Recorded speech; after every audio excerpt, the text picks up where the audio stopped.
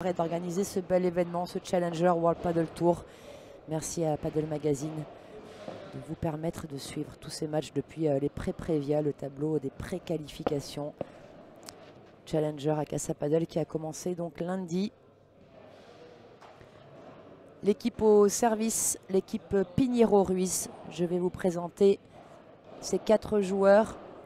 Au service, Martín Pinheiro, espagnol d'origine, né en 92, donc le joueur de gauche, numéro 20 mondial. 30 matchs cette année pour 17 victoires, une finale, 2 demi-finales, 2 quarts de finale. Quart de finale à Cascais au Masters fin septembre.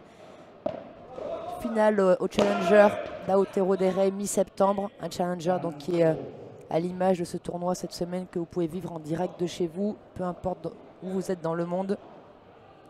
Troisième catégorie, Masters, Open, Challenger. Voilà dans l'ordre décroissant. Demi-finale à Miras mi-août. Ils ont battu Tapia Bella en 8e et Sanchez Gutiérrez en quart. Ils sont actuellement sur une très bonne dynamique, hein, cette paire. Même si ils ont eu du mal depuis le début de cette semaine, à chaque fois de s'extirper à chaque tour. En 3-7, ils ont réussi à gagner 2 matchs très compliqués en 8e et en quart. Alejandro Ruiz, le gaucher, en t-shirt rouge, espagnol également, né en 94, 22e mondial. Voilà pour cette paire au service. Une faute de Bergamini, vous le savez, hein, puisque la balle va directement dans la vitre, la balle est faute. Et donc l'équipe au retour à droite, le petit Brésilien Lucas Bergamini, né en 97, numéro 27e mondial. 2 fois quart de finale au Masters de Valladolid et de Marbella. Très bon résultat. Et Aide Santana, son partenaire de gauche, très expérimenté. Hein. Aide est né en 78, numéro 51 mondial. Encore proche du top 50, Santana, à 41 ans. 2 fois 8e à l'Open de Valencia cette année, au Masters de Valladolid. Voilà pour la présentation rapide de ces 4 joueurs. Un premier jeu remporté par la paire Pinheiro Ruiz assez tranquillement. Voilà, installez-vous confortablement. Je pense qu'on va assister à une très belle demi-finale. Et puis vous avez l'habitude maintenant, hein, sur Padel Mag, n'hésitez pas à commenter, à poser vos questions, toutes les questions que vous voulez. À partager des infos si vous en avez.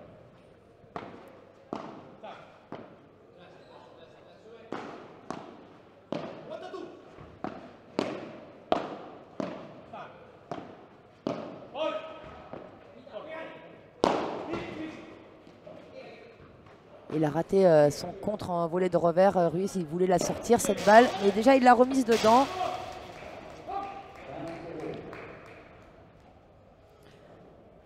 Jesus, tu demandes qui suis-je en fait, hein, puisque tu demandes qui commande ce match.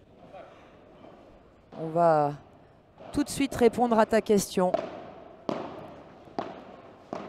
Même si je voulais garder cette information secrète. Très belle hein, défense d'Alex en revers là.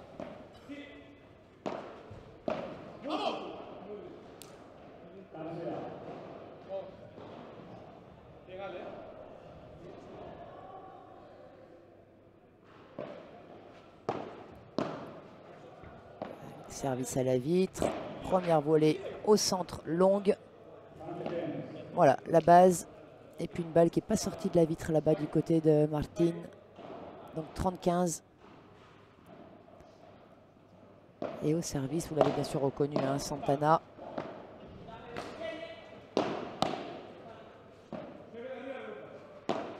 La Vibora d'Alex. La Vibora qui est un smash au padel. On vient accélérer, un smash qui a un plan de frappe un petit peu reculé. Qui se frappe à peu près au niveau du visage. Ouh, il l'a raté à l'aller, il a failli l'avoir au retour, raté aussi. Très belle agressivité hein, de la part de Santana là.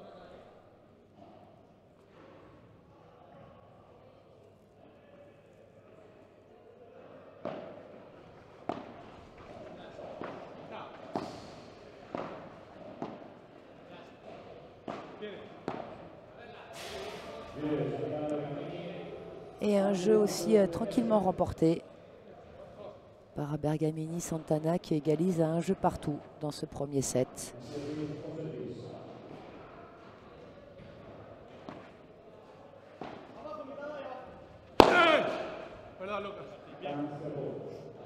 Alors, Philippe, tu me demandes quelle heure l'autre demi-finale.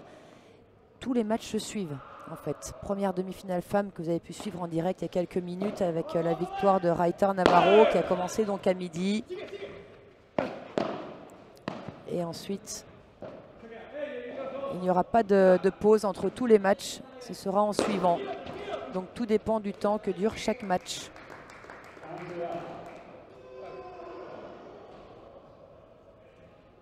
Et vous pouvez apprécier ce lob de défense au ralenti avec ce smash par 3 de Santana. Le smash par 3, donc il y a un smash qui rebondit en face, qui tape la vitre du fond et qui sort sur les côtés du terrain. Parce que le terrain sur les côtés mesure 3 mètres de hauteur. Et là, ça va faire boum, hein. Et oui. Bien sûr, punition immédiate.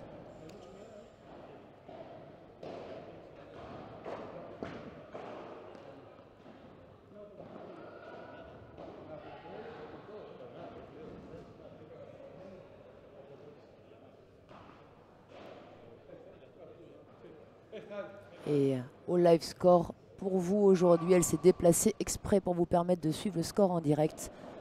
Marion Wagner qui nous fait le plaisir de nous rejoindre dans l'équipe pour ces demi-finales. Merci Marion. Ouh, elle est faute cette volée, elle a complètement échappé à Alex.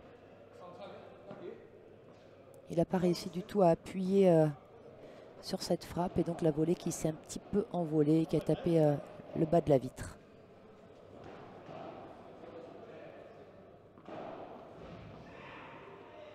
Allez, 30A. Très belle volée de revers. Modèle technique. Voilà, Alex qui a mis cette balle dans le filet. Il a vu Bergamini avancer. Du coup, il a voulu un petit peu raccourcir ce smash pour le faire tomber dans les pieds de Bergamini et pas lui donner une offrande.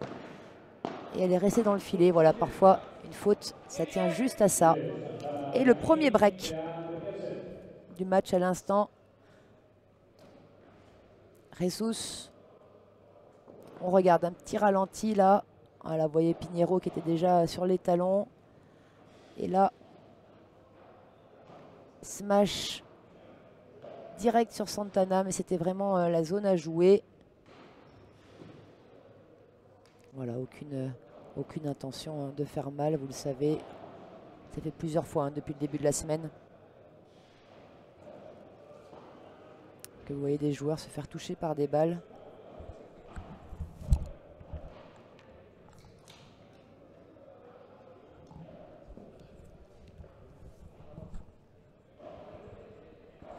Julien, Eloline et la compagnie. Salut Julien.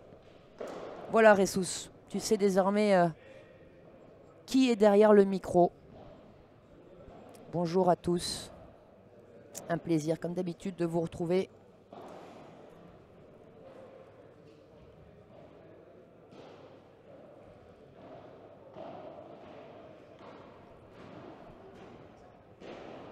Alors Rossé, tu nous demandes, bonjour, pourquoi ils ne sortent pas sur le par 3? Parce qu'ils n'ont pas eu le temps, mon cher Rossé. Voilà.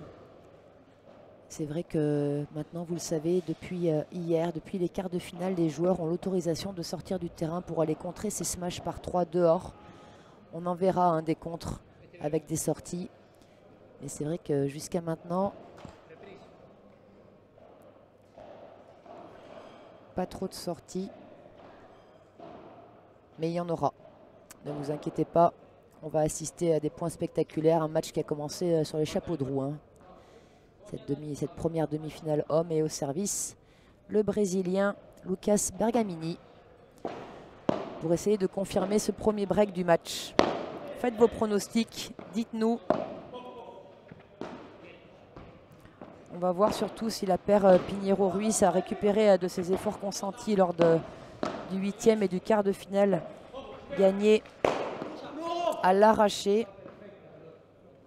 Alors en 8e, ils ont battu la paire Martinez-Marcos. 6-4 au 3e set. Hein, Martinez-Marcos qui ont failli faire un petit exploit là. Ils avaient sauvé 2 balles de match au 2e set, Ricardo et Raoul, pour arracher un 3e set au tie-break. Et puis ils sont finalement inclinés. Allez, la balle qui a touché le toit. Donc point perdu pour Ruiz. Et puis hier en quart de finale, Martin Pinheiro et Alejandro Ruiz qui ont gagné ce quart de finale 6-3 au 3e contre Javier Valdez et Agustín Gutiérrez, qui étaient eux sortis du tableau des Prévia, du tableau des qualifications. Ils ont fait un beau tournoi et ils ne sont pas passés loin hein, et de créer la surprise. Santana, Bergamini qui ont également eu des matchs difficiles. En 8e de finale, ils gagnent au tie-break du 3e set contre Perino Ruiz, Denis Thomas Perino et Jorge Ruiz Gutiérrez. Et puis hier en quart, ils battent la paire Moreno-Rubio au bout du suspense, également au tie-break du 3e set, 7-5. En perdant le premier set, jeux à 5, et ils gagnent les 2 sets suivants, 7-5, 7-6. Voilà, un énorme quart de finale. Hein. Vous avez suivi bien sûr tout ça en direct hier sur Padel Mag. On a eu le droit à des quarts de finale très très beaux, très intenses, avec des retournements de situation jusqu'au bout des matchs. Voilà, alors faites vos pronostics. Philippe, tu me demandes si j'ai le programme, t'as pas entendu. Oui, j'ai le programme. Et je vais te le donner. Donc actuellement, 2e demi-finale, Aide Santana, Lucas Bergamini contre Martin Pinheiro, Alex Ruiz. Suite à cette demi-finale, immédiatement en suivant, on aura la 2e demi-finale femme, Sandra Hernandez, Tamara Ricardo, qui ont pour notre plus grand malheur battu hier soir au bout du suspense également à près de minuit, 7-5 au 3e, Alix Colombon, Nicolas Traviesa. Donc Sandra et Tamara qui sont aujourd'hui en demi et qui vont défier la tête de série 1 de ce tournoi, Delfina Brea et Béatrice Gonzalez. Voilà pour le match qui va suivre cette demi-finale homme. Et on finira la journée avec la 2e demi-finale homme qui opposera la tête de série 2, Luciano Capra, Lucas Campagnolo, contre Javier Rico et Sébastien Nerone. Restez connectés, j'aurai une petite anecdote sympathique sur Nerone pour vous tout à l'heure. Voilà mon cher Philippe, tu sais tout.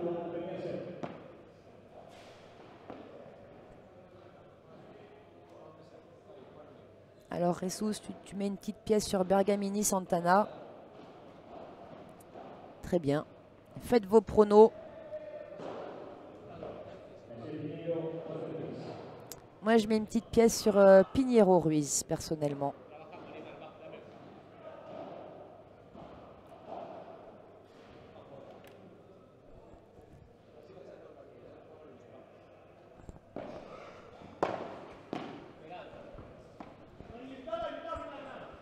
Très beau lob parallèle là, de Bergamini. Vous avez vu hein, comme ils sont rapides, ces hommes, sur leur déplacement, sur leur replacement. Et déjà quelques smashs au-dessus de la tête hein, donnés par Alex. Ça, c'est une faute directe au padel. Salut Philippe. Tu me poses une question délicate, mon cher Philippe. Un bonjour, j'en profite à toute la Belgique. Vous êtes très assidus en Belgique hein, sur ce padel qui se développe énormément également chez toi. Grâce en partie à toi, Philippe. Merci pour tout le boulot que tu fais pour le développement de ce merveilleux sport. Avec une exhibition qui a eu beaucoup de succès hein, sur Bruxelles le week-end dernier. J'en ai entendu parler. Une grande réussite apparemment. Un manque de public présent. Vous êtes déjà nombreux hein, derrière vos écrans. Alors ça fait beaucoup de public qui regarde ces matchs en direct. Après, pour le public sur place, c'est vrai que déjà le temps ne fait pas envie hein, ici à Paris de sortir chez soi. On préfère être au bord de la cheminée, hein, je pense, aujourd'hui.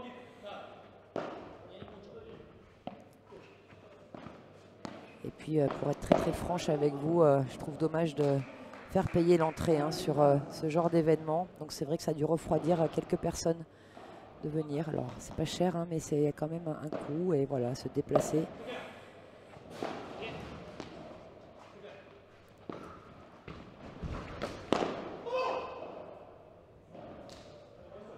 Allez, très beau smash là. Qui fait sortir la balle.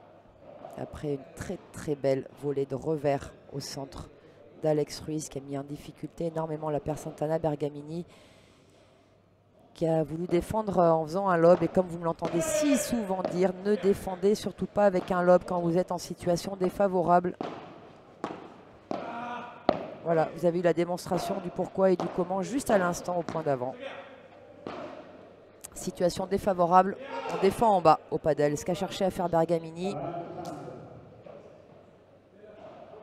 Même s'il a raté, comme je le dis également souvent, il vaut mieux rater en étant juste tactiquement que continuer à avoir de mauvais réflexes. Un jour, à force d'être juste tactiquement, vous allez réussir à faire ce que vous voulez faire à force d'entraînement et de répétition. Donc quand vous êtes en situation défavorable au padel, défendez en bas. Jouer en bas, ça veut dire chercher à jouer une balle rasante au-dessus du filet.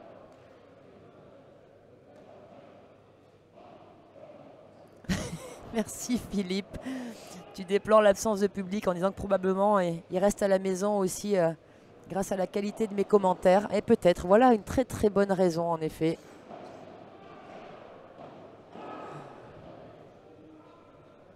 C'était la minute un peu Dickeneck.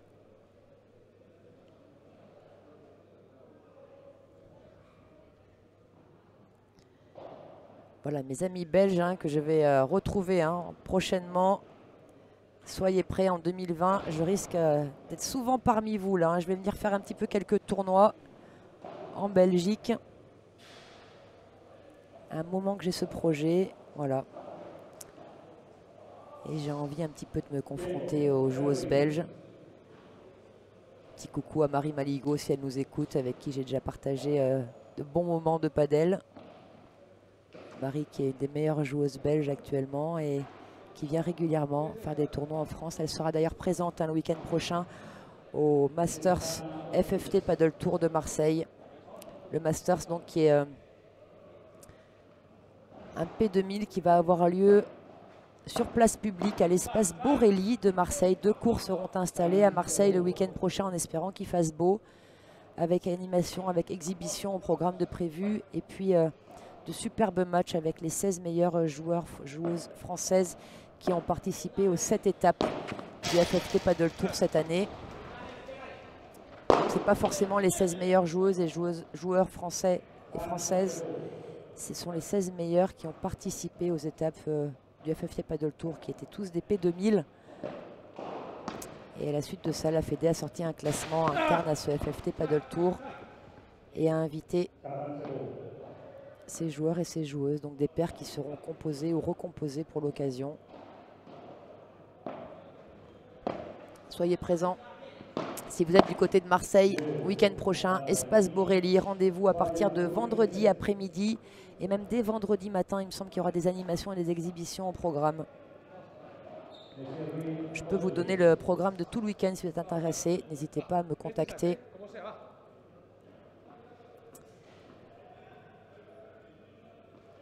Voilà, et la paire Piniero-Ruiz qui est revenue dans ce match, qui a égalisé à 3 partout. Et il s'en veut Bergamini, vous le voyez se tenir la tête là, il sait que ça c'est vraiment une grosse erreur au padel, de ne pas faire jouer le retour. Encore une fois, je vous le répète, je vous le répète, mais mettez le retour dans le terrain, voilà, quitte à prendre un brin comme ça, qu'il a réussi à contrer, Santana, mais il vaut mieux obliger votre adversaire à faire un coup gagnant, à sortir un smash par 4, que de mettre une balle dans le filet. Donc le smash par 4, vous l'avez deviné, c'est un smash qui, après rebond, sort au-dessus des vitres du fond, parce que le terrain mesure 4 mètres de hauteur.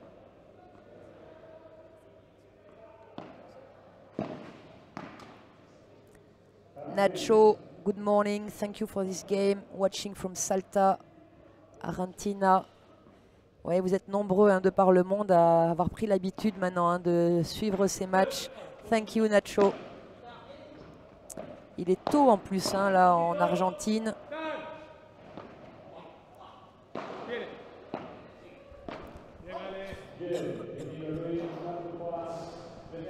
On a, je crois, de mémoire 7 heures de décalage. J'étais moi-même à Salta en janvier dernier. Très très beau pays l'Argentine. Un peuple adorable.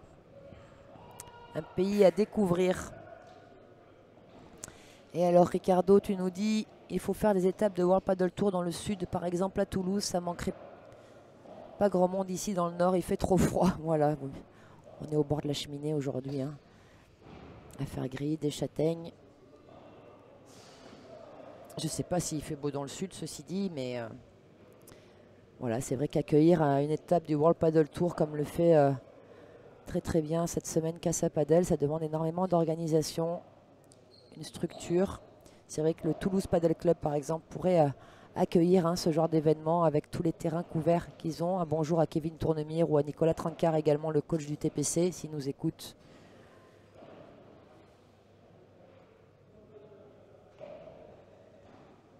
Voilà, on espère que d'autres challengers ou peut-être même des Open seront dans les années futures organisés en France, peut-être à Casa Paddle ou peut-être dans d'autres villes. En tout cas, c'est génial hein, de pouvoir suivre ce genre d'événement en direct. Une grande chance de côtoyer ces meilleurs joueurs. On a là actuellement sur le terrain le numéro 20 mondial, le numéro 22, le numéro 27 et le numéro 51. Voilà, c'est vous dire un petit peu le niveau représenté actuellement. Et Sandra Chingoto, buenas saludos desde Olavarría, Argentina, de parte de la familia de Chingoto. Oui, Sandra, tu apparemment, oui. Chingoto qui fait équipe avec Teyo, avec Techo, qui étaient l'année dernière les vainqueurs hein, de ce Challenger, cette première édition du Challenger World Paddle Tour à Casa Paddle. Chingoto Teyo qui avait remporté la finale contre Capra Moyano. Capra qu'on retrouvera sur la deuxième demi-finale homme tout à l'heure en dernière rotation. Oh, dommage. Il a complètement laissé échapper cette volée Alex, mais c'était très très bien joué hein, tactiquement.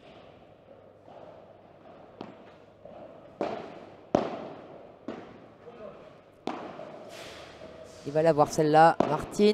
Mais il a ouvert là-bas énormément. Il a voulu jouer en bas. Je pense qu'il aurait été capable également hein, de lober pour se donner un peu plus de temps. Ou en tout cas, Alex, de peut-être suivre et de croiser. Mais il a été bloqué dans son grillage. Alex, il n'a pas pu tourner quand il a vu Martin venir défendre cette balle.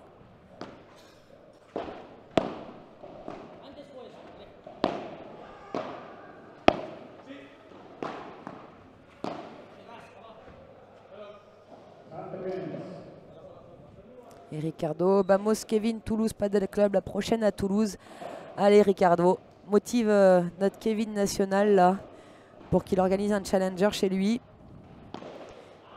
Le club du Toulouse Paddle Club qui avait accueilli l'année dernière les championnats de France qui sont déroulés cette année à Casa Paddle le week-end dernier.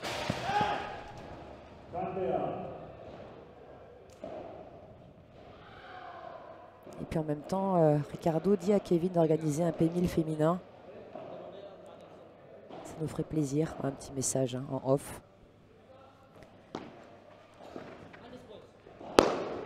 Allez. 40-30 maintenant pour égaliser à 4 jeux partout dans cette première manche.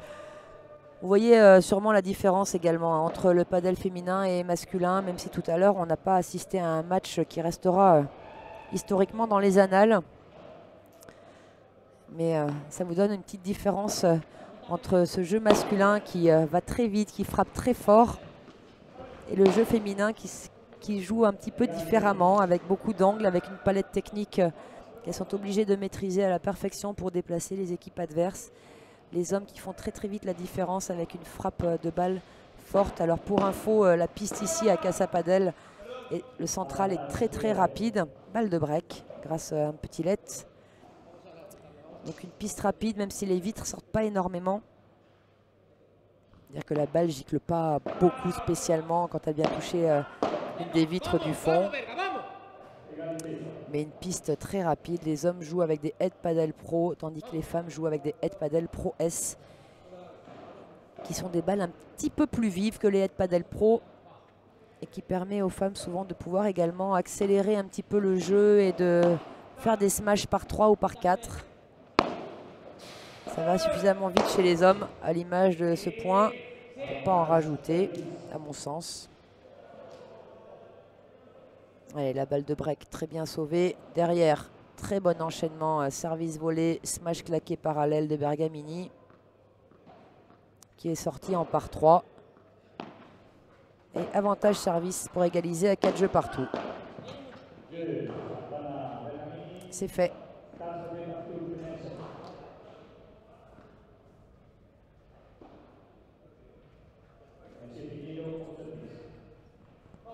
Ah oui, puis j'ai oublié de vous dire, hein, il y a eu changement de balle au jeu d'avant. Premier changement de balle qui a lieu au bout de 7 jeux. Et ensuite, désormais, tous les changements de balle auront lieu après 9 jeux joués. 7 jeux parce que l'échauffement compte pour 2 jeux. Voilà, hein, ce que je vous disais. On n'a pas le droit de se rater hein, chez les hommes. Une seule balle flottante et 9 fois sur 10, il y aura sanction derrière immédiatement.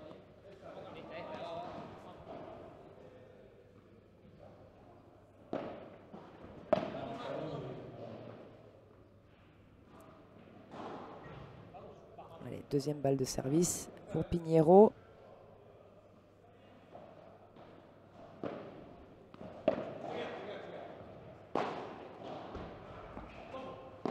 Vous voyez un Bergamini qui après cette défense double vitre n'était pas très à l'aise. Et bien, il a choisi de défendre en bas et il a même réussi à faire une chiquita. C'est monstrueux. Ce que vient de faire Pinheiro là. Il a vu cet adversaire qui était en difficulté. Donc il a collé. Ensuite, vous voyez après cette volée de revers d'Alex, il a collé. Et il a réussi à claquer cette volée de revers smash par 4.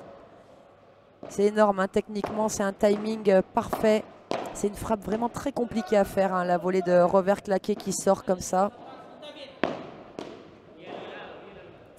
Et Johan Bergeron, en début de semaine, qui m'a fait le plaisir de commenter à mes côtés, nous disait qu'en Espagne, tous les Espagnols maîtrisent très très bien ce coup, cette volée de revers claqué qui sort.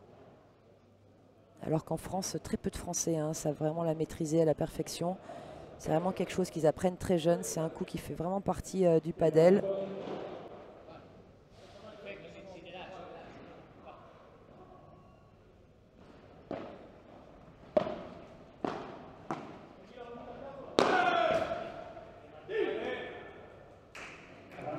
Bien masqué hein, de la part de Pinheiro. Santana, il n'avait pas avancé tout de suite parce qu'il pensait peut-être qu'il allait plutôt faire une vibora, Pinheiro. Et au dernier moment, il a choisi de claquer ce smash. Très belle pronation du poignet. Et il a pris de vitesse Santana.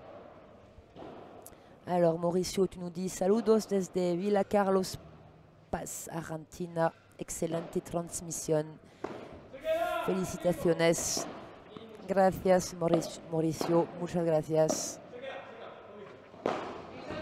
Ça sort, vous voyez, le premier contre, remis par Alex, qui s'excuse avec de la réussite. Il a réussi à gainer les abdos pour ne pas toucher le filet.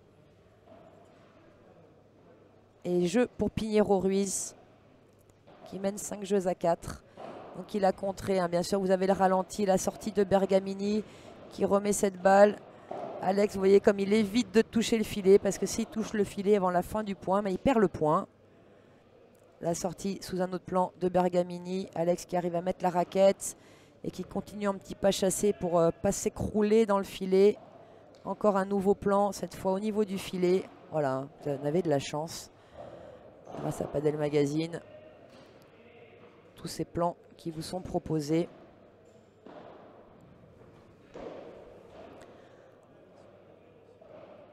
Alors Arnaud, tu nous parles, on peut presque dire smash revers. Ouais, tout à fait. D'ailleurs, on va revenir dessus, mon cher Arnaud, vu que ça sort en par 4. On va revenir hein, donc, sur ce smash revers. On va l'appeler smash revers, ça te fait plaisir, mon nono. Pas de souci, ça me va.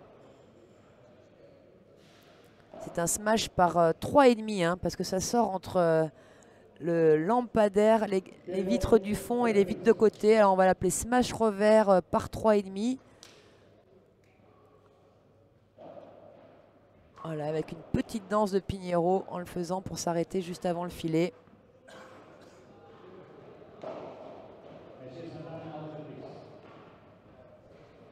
Allez, et au service, Haile Santana qui va servir pour essayer d'égaliser à 5 jeux partout dans ce premier set. Mais oui Arnaud, j'ai raison. Bien sûr que c'était 3,5. Bien sûr que j'ai raison. Allez, on redevient sérieux. Très beau smash des croisés, Haile Santana dans la grille.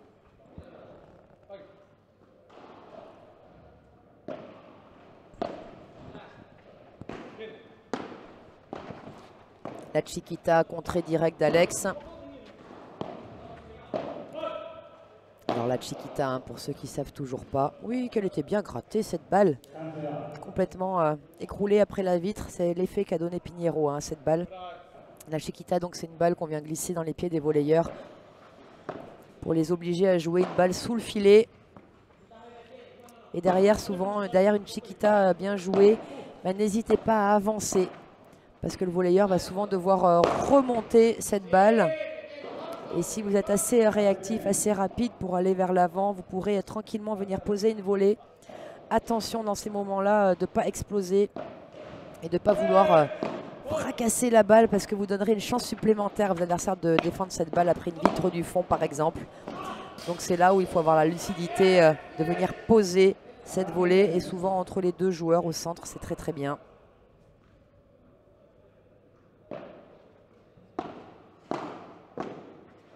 Allez, 2 balles pour égaliser à 5 jeux partout.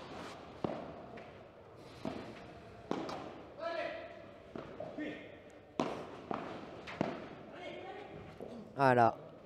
Bravo à Pinheiro. Vous avez vu cette volée posée qui prive les deux joueurs, Santana et Bergamini, de défendre après la vitre puisqu'elle ne sort pas du tout. C'est deuxième rebond à la vitre du fond et ça c'est parfait.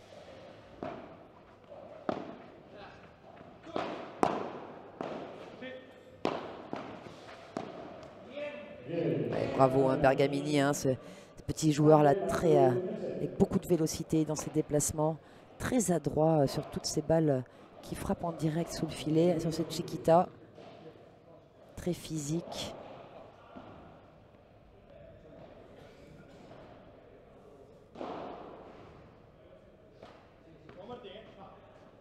Allez, au service, Alejandro Ruiz, 5 jeux partout. Finale qui va être, demi-finale pardon, qui va être plus serrée. Hein. Allez, smash par 3 contrées, il s'écroule dans les chaises et dans les... Il revient Santana, il est là. Alors je ne sais pas si vous l'avez vu, on vous le remontrera bien sûr, mais c'est monstrueux. Il est rentré dans un thermo là-bas, dans un sac, il a fracassé la chaise. Il était complètement au sol, Santana. Et il s'est peut-être même un petit peu fait mal. Et vous voyez hein, cet état d'esprit, cette belle mentalité au padel. Il s'est fait mal un petit peu au genou ouais, en s'écroulant. Et tout de suite, Martín Pinheiro qui est allé le voir là. Alors les 3 autres joueurs ont continué le point, hein, bien sûr. Et c'est ce qu'il faut faire dans ces cas-là. Et puis après, on va prendre des nouvelles. Allez, regardez au ralenti sa sortie. Il contre et après, en fait, il ne s'arrête pas. Et là, il rentre dans un sac. Peut-être même dans son sac d'ailleurs.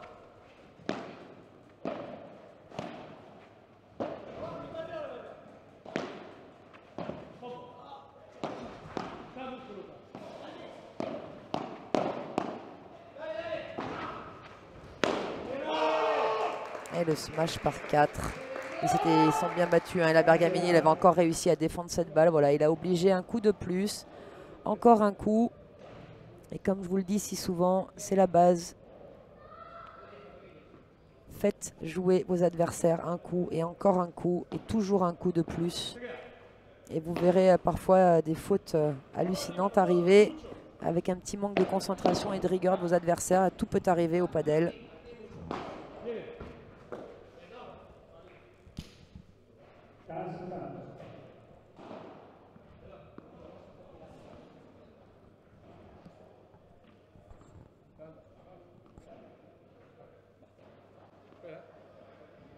Allez, 15-30, la paire Pinheiro-Ruiz, pardon, un petit peu en danger là, hein, sur leur service. Santana et Bergamini très très présents. Physiquement, là, je vous en parlais souvent hein, cette semaine, mais la dimension physique au padel est énorme, est extrêmement importante et tous ces joueurs s'entraînent quotidiennement pour améliorer leurs conditions physiques et arriver à résister et à enchaîner les matchs de 3-7, les matchs de 3 heures et à être d'un niveau constant du premier au dernier point, que le match dure 40 minutes ou qu'il dure 3h30. Ils seront capables de répéter ces efforts avant, arrière, ces balles à jouer en dessous du filet, ces balles à jouer au-dessus de la tête, ces rotations double vitre. Grosse faute hein, de Santana là, hein, qui a donné, dommage parce qu'ils avaient pris un petit peu le dessus là-dessus, ils n'étaient pas bien hein, Pinheiro-Ruiz sur ce point.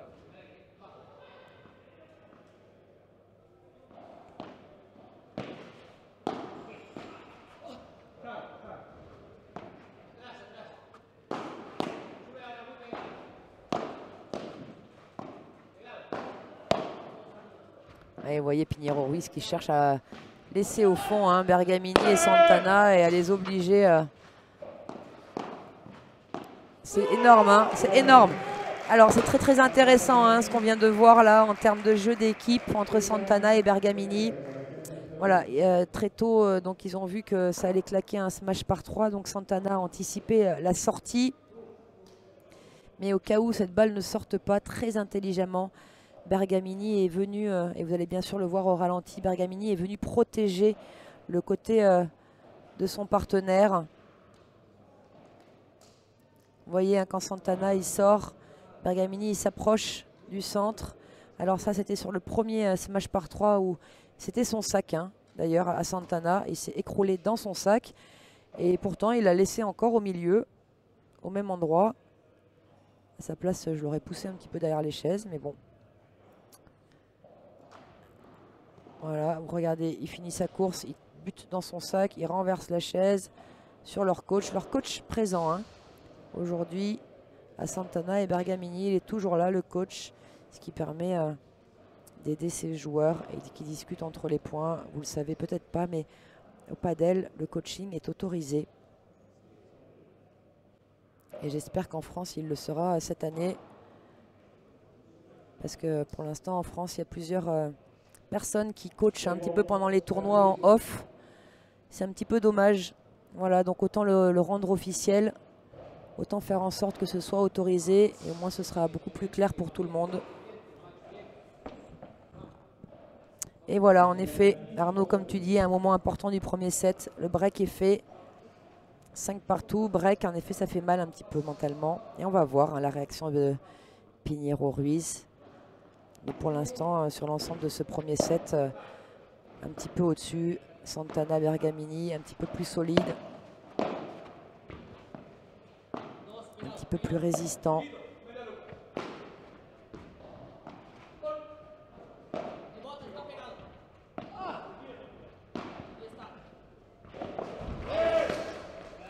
Et celle-là, il aurait dû venir la défendre en direct, hein, Santana. Elle n'est pas du tout sortie de la vitre, hein, la balle de Pinheiro. Il avait adapté sa vitesse pour que ce smash vienne s'écrouler à la vitre du fond, hein, au deuxième rebond.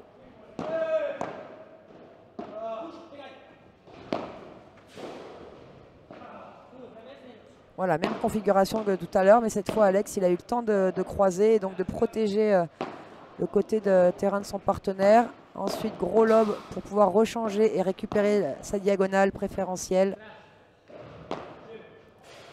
Surtout quand on joue avec un gaucher, c'est très compliqué hein, pour lui d'être à gauche parce que vraiment, il n'a pas l'habitude. Un gaucher joue tout le temps à droite au padel.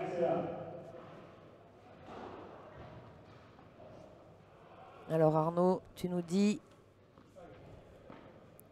les balles sortent moins bien des vitres aujourd'hui.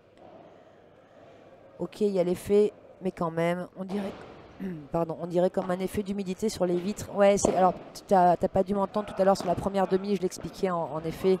Aujourd'hui, le temps est très très humide à Paris et c'est vrai que ça joue clairement.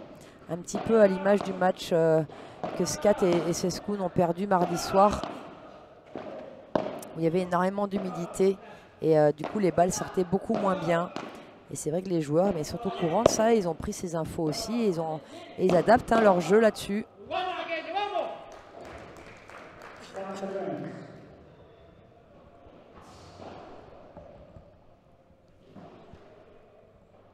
Allez, 30-15 à 2 points du 7, hein, Santana, Bergamini.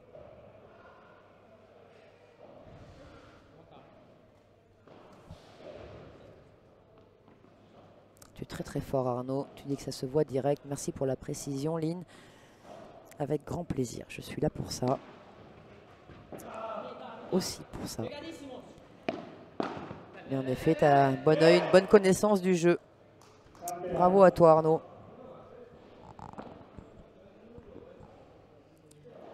Allez, 30A. On pourrait presque dire que c'est un point important.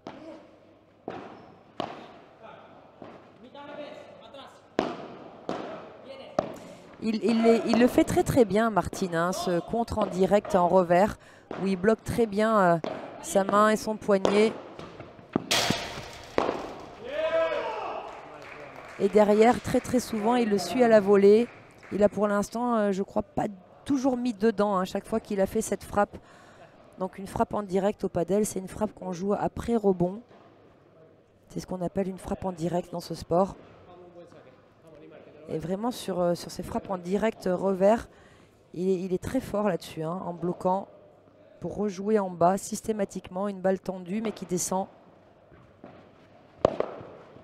Et vous avez vu comme il monte très rapidement, hein, derrière à chaque fois. Et voilà, c'est bien la zone du centre. Bravo à Santana, Bergamini. La zone du centre, elle est importante au padel. Je vous le dis et je vous le répète depuis lundi, encore une démonstration en live dans ce club de Casa Padel.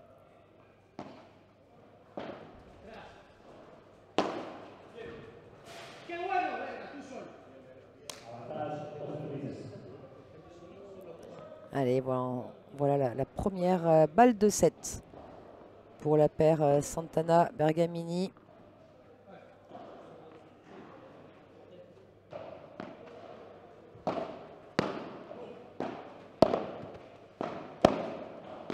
Vous avez vu, hein, ce padel moderne où dès qu'on joue une chiquita, comme je vous expliquais tout à l'heure, si elle est bien touchée, n'hésitez pas à avancer derrière pour déjà mettre une pression visuelle à vos adversaires.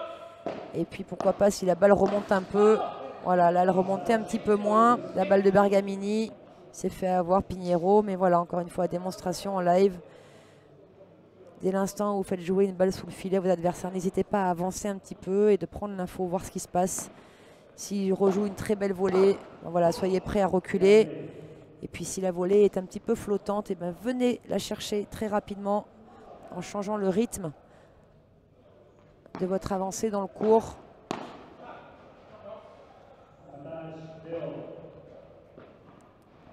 Et une nouvelle fois, balle de débreak pour revenir à 6 partout et arracher un tie-break dans ce premier set. Voilà, encore une fois. Mais depuis tout à l'heure, sur cet enchaînement-là, Pinheiro, il rate. Dès l'instant où Santana et Bergamini sont capables de rejouer une volée un petit peu tendue, un petit peu basse, à chaque fois, Pinheiro, il s'est fait avoir en venant jouer cette balle de volée. Et à chaque fois, il a mis cette balle dans le haut du filet. Donc peut-être qu'il faudrait qu'il s'arrête un petit peu plus tôt et qu'il soit capable peut-être de jouer cette balle après.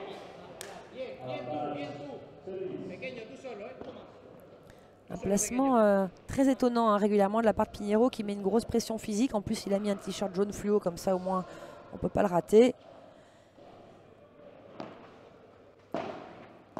Mais justement, c'est peut-être trop fluo. Voilà, vous avez vu la différence avec ce que je vous dis. Là, il avait 2 mètres de plus que tout à l'heure. Et là, il a réussi à passer le filet. Alors que tout à l'heure, il était plutôt au niveau du premier grillage.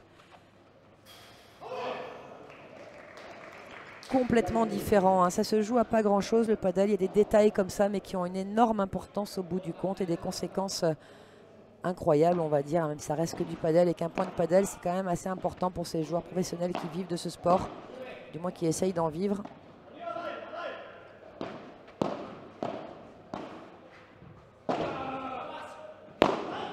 Il va la voir celle-là. Ah non, c'est le mauvais côté. Ça serait bien que Santana, il enlève son sac quand même. Hein. Je pense qu'il est dangereux à cet endroit-là, le sac de Santana.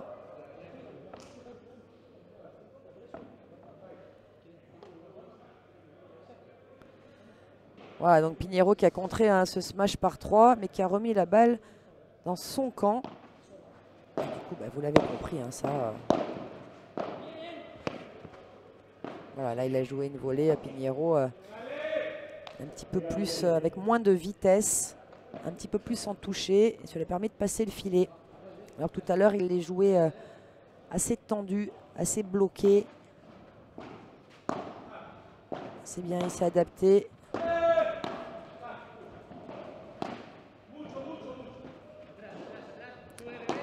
Vous l'avez peut-être entendu, un mucho. Ça voulait dire qu'ils étaient collés en fait. Vraiment avancés. Et donc là, Alex, très intelligemment, avec la communication de son partenaire, et ben, il a lobé Bergamini, même s'il a fait une grosse faute derrière sur sa volée de coup droit. Quand on vous annonce qu'un adversaire est collé, c'est-à-dire vraiment contre le filet, il vaut mieux jouer en haut. En plus, vous avez beaucoup de place derrière lui. Du coup, vu qu'il est collé, vous pouvez lober.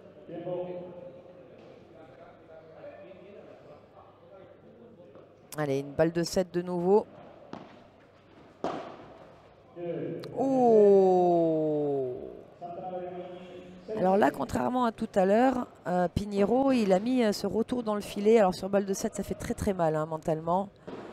Parce qu'il offre vraiment ce jeu et ce set donc à Santana Bergamini. Mais là, il n'a pas bloqué son revers parce que le service n'avait pas assez de vitesse pour qu'il le joue en bloquant, en contrant comme il a fait tout à l'heure beaucoup sur les balles en direct. Il a mis un tout petit coup de poignet pour essayer de recouvrir cette balle.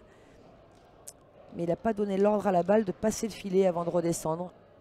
Il a donné l'ordre de descendre tout de suite.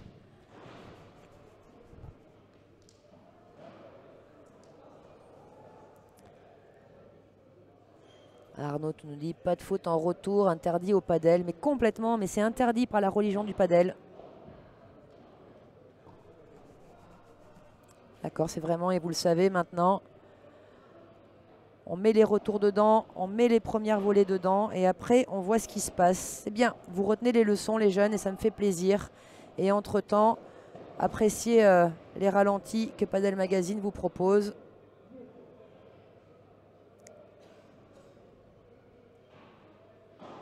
Voilà, alors là, dur hein, de lober là-dessus, situation extrêmement défavorable.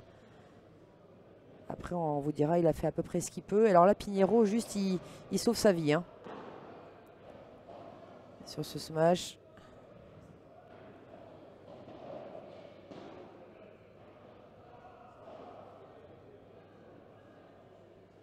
Vous voyez, hein, sous un autre angle. Ah, il ne cherche pas du tout à jouer la balle. Hein. Juste, il se dit, aïe, aïe, aïe. Et il fait bien de se baisser.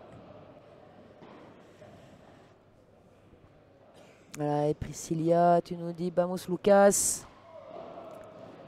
Arnaud, un bisou à Francky si je le croise. Du coup, je pense que je vais croiser Francky, ouais.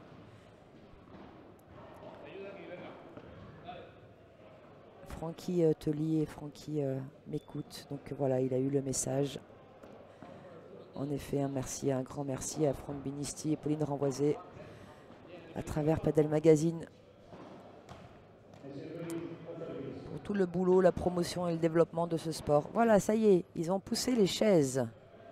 Voilà, donc les joueurs ont 1 mètre de plus quand ils vont sortir. C'est quand même très dommage hein, de se blesser en contrant un smash par 3 juste parce que un sac traîne au milieu.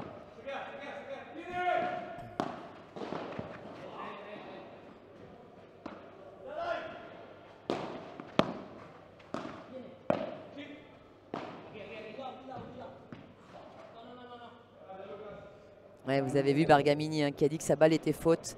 C'est beau, hein, je vous en parle souvent, mais vraiment j'insiste parce que ça fait tellement plaisir de voir une telle mentalité dans un sport entre les joueurs de haut niveau, pourvu que à plus bas niveau également, ce genre de mentalité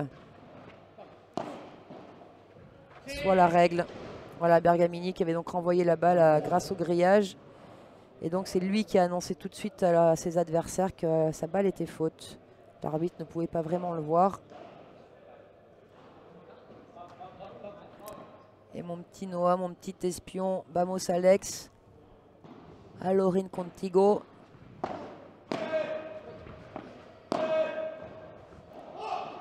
Tu encourages donc Alejandro Ruiz et Martín Pinheiro, si je ne me trompe pas.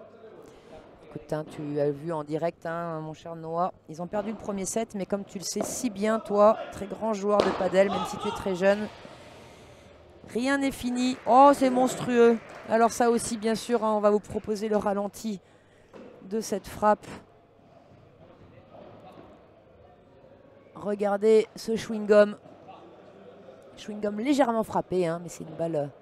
Non, c'est pas un chewing-gum en fait. On va pas l'appeler chewing-gum celui-là parce que c'est claqué, mais c'est beau de la part de Santana.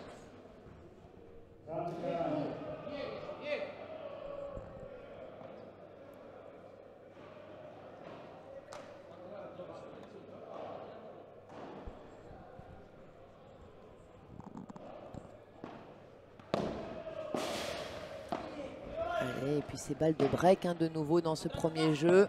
Et Santana, il a laissé passer cette balle, persuadé que la frappe de Pinheiro allait sortir.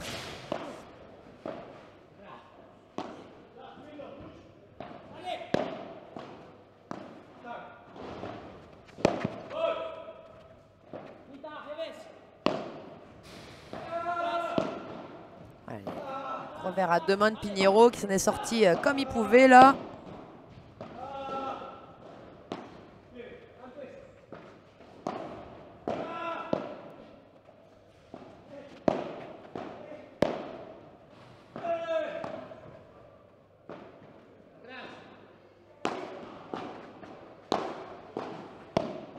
Ah, énorme point là. Hein. Énorme point. Et c'était une balle de break hein, que viennent de sauver Pinheiro Ruiz. Et il fallait là, hein, vraiment, la sauver pour rester au contact hein, dans ce premier set. Après la perte dans ce deuxième set, pardon, après la perte du premier set.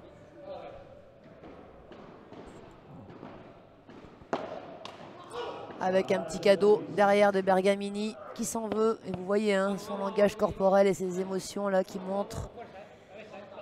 Interdit la faute en retour.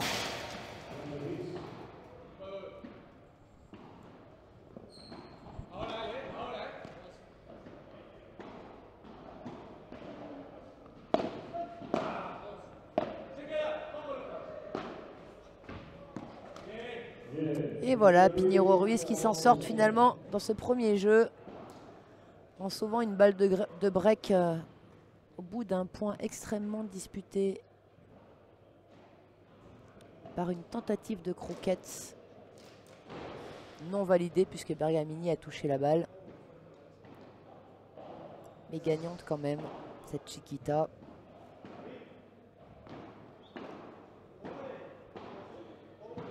La croquette, hein, pour ceux qui ne savent pas, je vous répète, appréciez entre-temps le ralenti là et le contre-porte en volée de revers de Santana, monstrueux.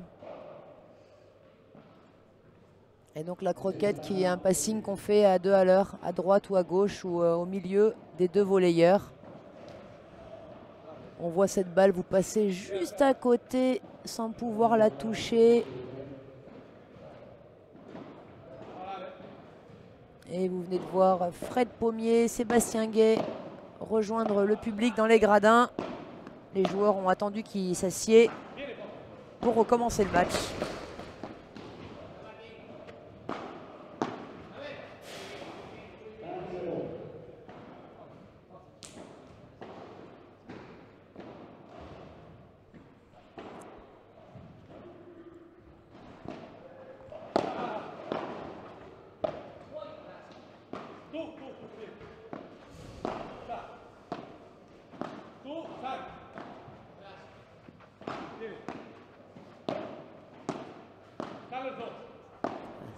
Ça joue bien là, hein. Ça joue très très bien.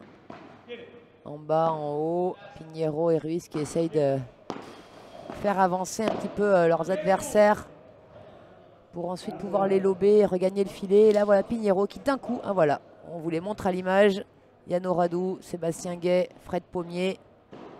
Ils sont là.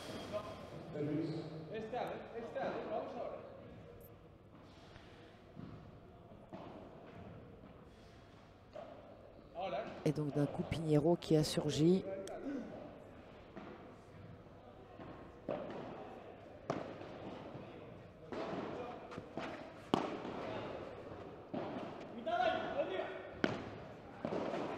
Sébastien Gay qui a eu l'immense honneur et privilège il y a trois semaines, un mois, 3 semaines de jouer avec Patti Lagouneau. Oui, Patti Lagouneau, top 5 mondial avec sa partenaire Ellie.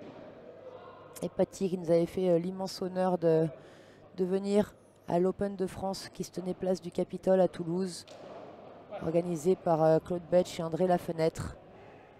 Et voilà Patti qui a fait équipe lors de ce tournoi mixte exhibition avec Sébastien Gay pour la team Dunlop.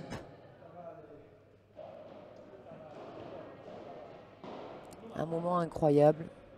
Une joueuse adorable, Patti. Comme je disais récemment, j'étais déjà fan de la joueuse. Je suis devenue extrêmement fan de la personne également. Oh, c'est beau. Quelle intelligence. Voilà.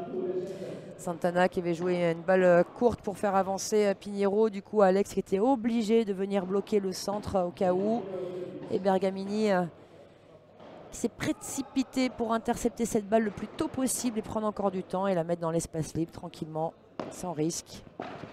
Et un partout dans ce deuxième set.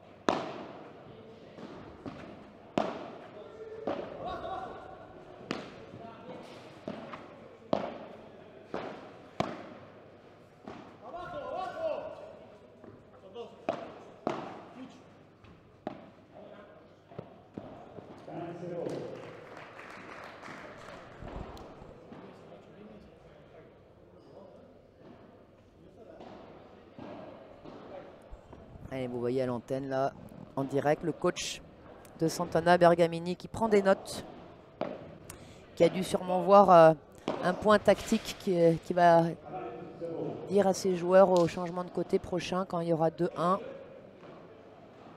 Ou alors peut-être qu'il note des choses pour un travail futur. Une année padel qui va bientôt finir pour tous ces joueurs d'ici 1 mois et demi. Alors qu'ils normalement auraient dû finir lors du Masters organisé chaque fin d'année, mi-novembre. Cette année c'était à Londres et on a appris hier, alors grosse nouvelle dans le monde du padel. Ça fait bouger, ça fait parler là. Apparemment le Masters de Londres qui aurait été annulé cette année. Problème avec l'organisateur sur place. Ça fait beaucoup dans ce monde du padel. Oui, c'est beau, bravo. On en reparlera bien sûr. Padel Magazine est sur le coup, vous vous en doutez bien sûr.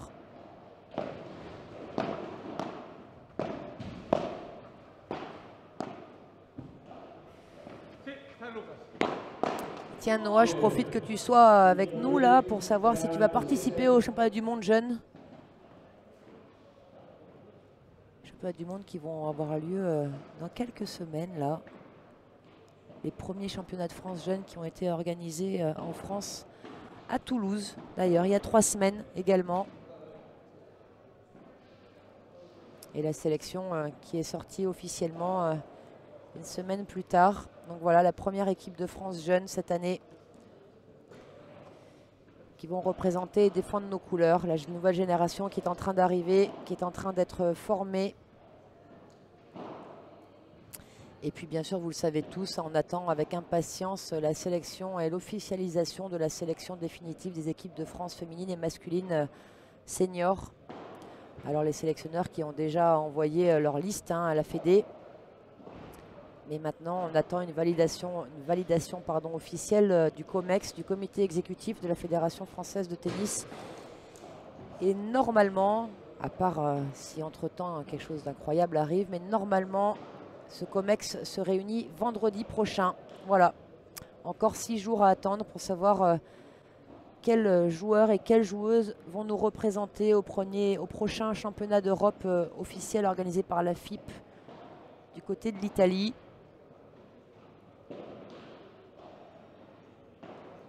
Et on attend bien sûr les médailles d'or hein, de la part de nos Français, surtout qu'il manquera les meilleures équipes européennes. Dans les grosses nations européennes, seuls les Italiens et les Français seront présents hein, sur ce championnat d'Europe officiel, puisqu'il y aura en parallèle, vous le savez maintenant, un championnat d'Europe officieux, privé, organisé au Portugal la même semaine, avec les Espagnols et les Portugais qui seront présents, eux, au Portugal et non pas en Italie. Malheureusement pour le sport. Ah Noah, tu me dis que tu ne seras pas au championnat du monde jeune. Dommage. Dommage pour nous, dommage pour la France.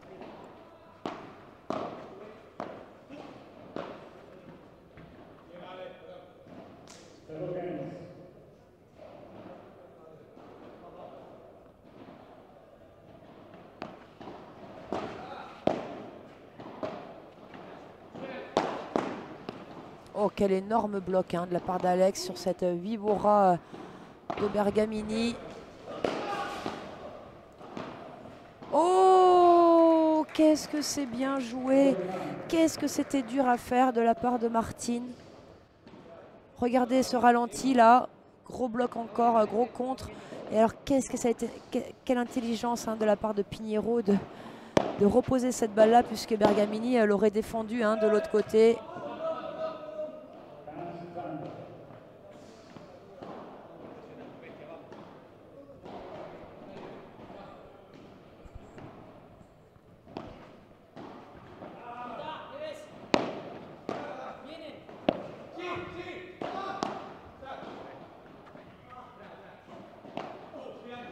Fin de smash claqué, même si Alex s'est pas vraiment laissé prendre, ça suffit quand même. Les deux joueurs, il a vu Bergamini très intelligemment, Pinheiro Ruiz qui avait avancé, surtout Pinheiro qui était vraiment devant.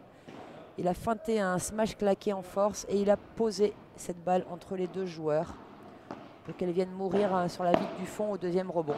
Ça a suffi.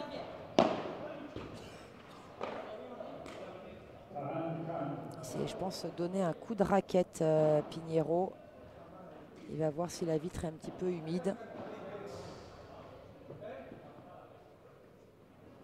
Ah non, c'est pas la vitre, c'est la moquette du sable.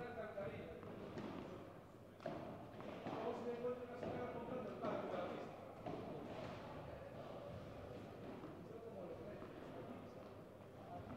petit peu un showman, hein, ce Pinheiro, à râler un petit peu tout le temps, à faire un petit peu le spectacle. Après, hein, on le comprend aussi, hein, il a peur pour sa sécurité personnelle, hein, pour son corps. C'est vrai que ces joueurs-là, si leur corps lâche, et ben voilà, c'est compliqué.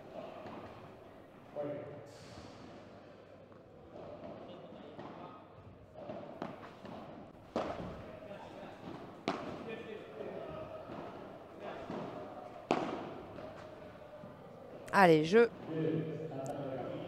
2 jeux partout.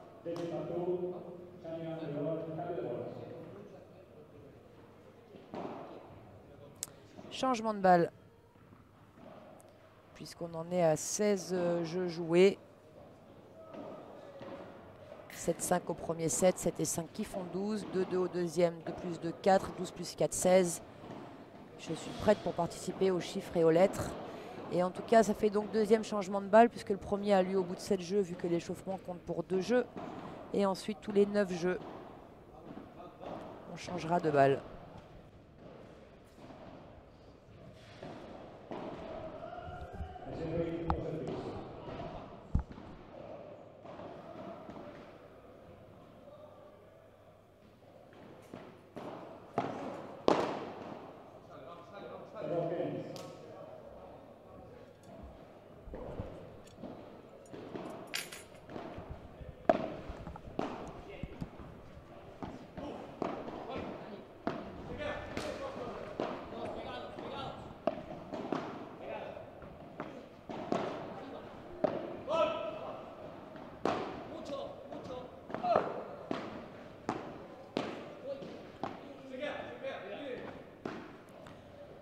La Vibora et boum, le smash en force au centre pour qu'ils reviennent chez eux et qu'ils prennent vitesse. Et ce smash là, il est possible parce que la Vibora d'Alex juste avant a obligé Bergamini à défendre une balle au fond très basse. Et il a cherché à lober encore une fois sur une situation très défavorable. Et derrière, sanction.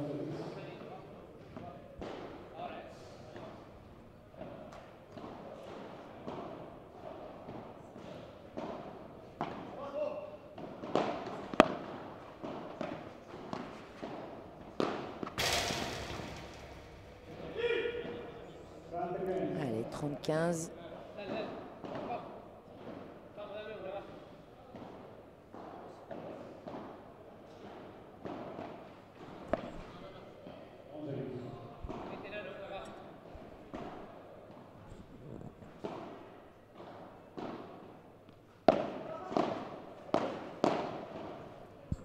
Ouais, dangereux.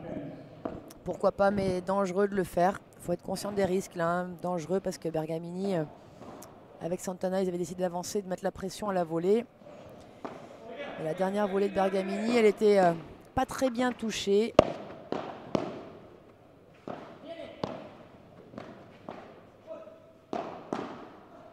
Il va y être Alex là-dessus. Et vous voyez, il a défendu en bas. Là, il était un petit peu mieux. Il a cherché à faire le lob, qui était compliqué.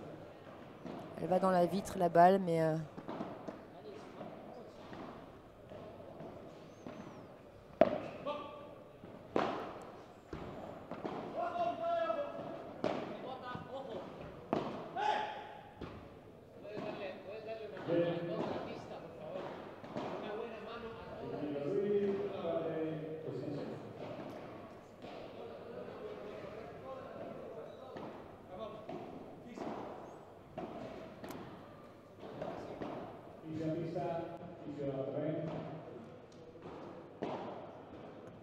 Alors on va profiter de ce changement de côté. Vous voyez un des juges arbitres, membre de l'organisation, qui descend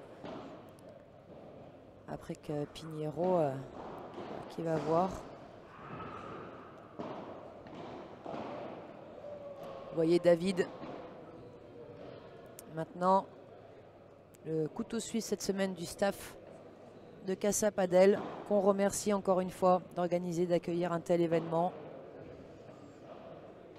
Et vous voyez les petits bonhommes verts, comme vous les appelez depuis 2 jours.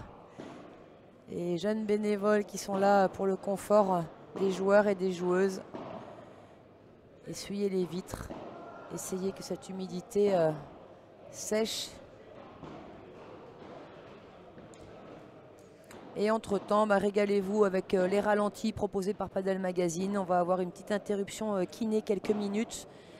Clément Houdard qui arrive aux côtés de Martine Pinheiro qui s'est fait un petit peu mal tout à l'heure à la cheville. Donc il va y avoir quelques minutes d'interruption.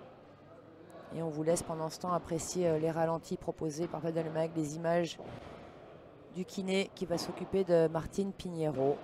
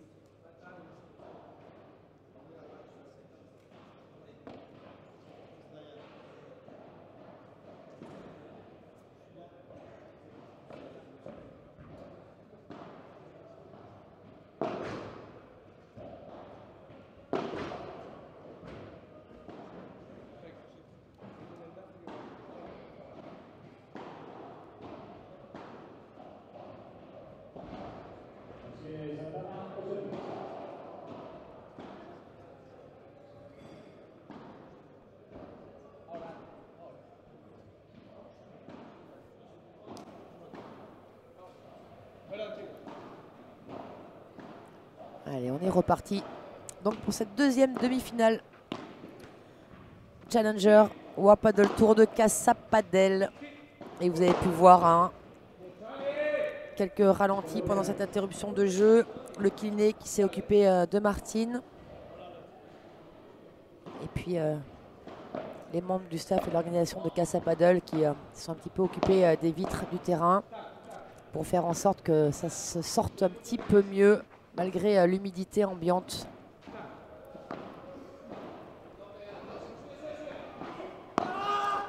La Barrada, un peu bras roulé de Bergamini. La Barrada, hein, je vous rappelle, qui est cette balle qu'on vient jouer après la vitre du fond et qu'on fait redescendre, qu'on joue de haut en bas.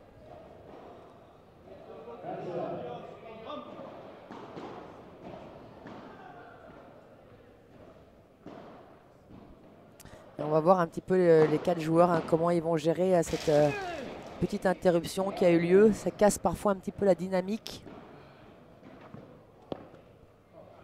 On l'a vu hier par exemple avec malheureusement hein, Alix et Nicole qui en début de 3e set avaient vraiment pris le dessus sur Tamara et Sandra. Alors on ne saura jamais hein, si elles auraient gagné ce quart de finale sans la blessure d'Alix. Et puis comme vous le savez, depuis le début de la semaine, vous avez vu, il y a énormément de retournements de situation dans le padel. Donc voilà, on ne saura jamais.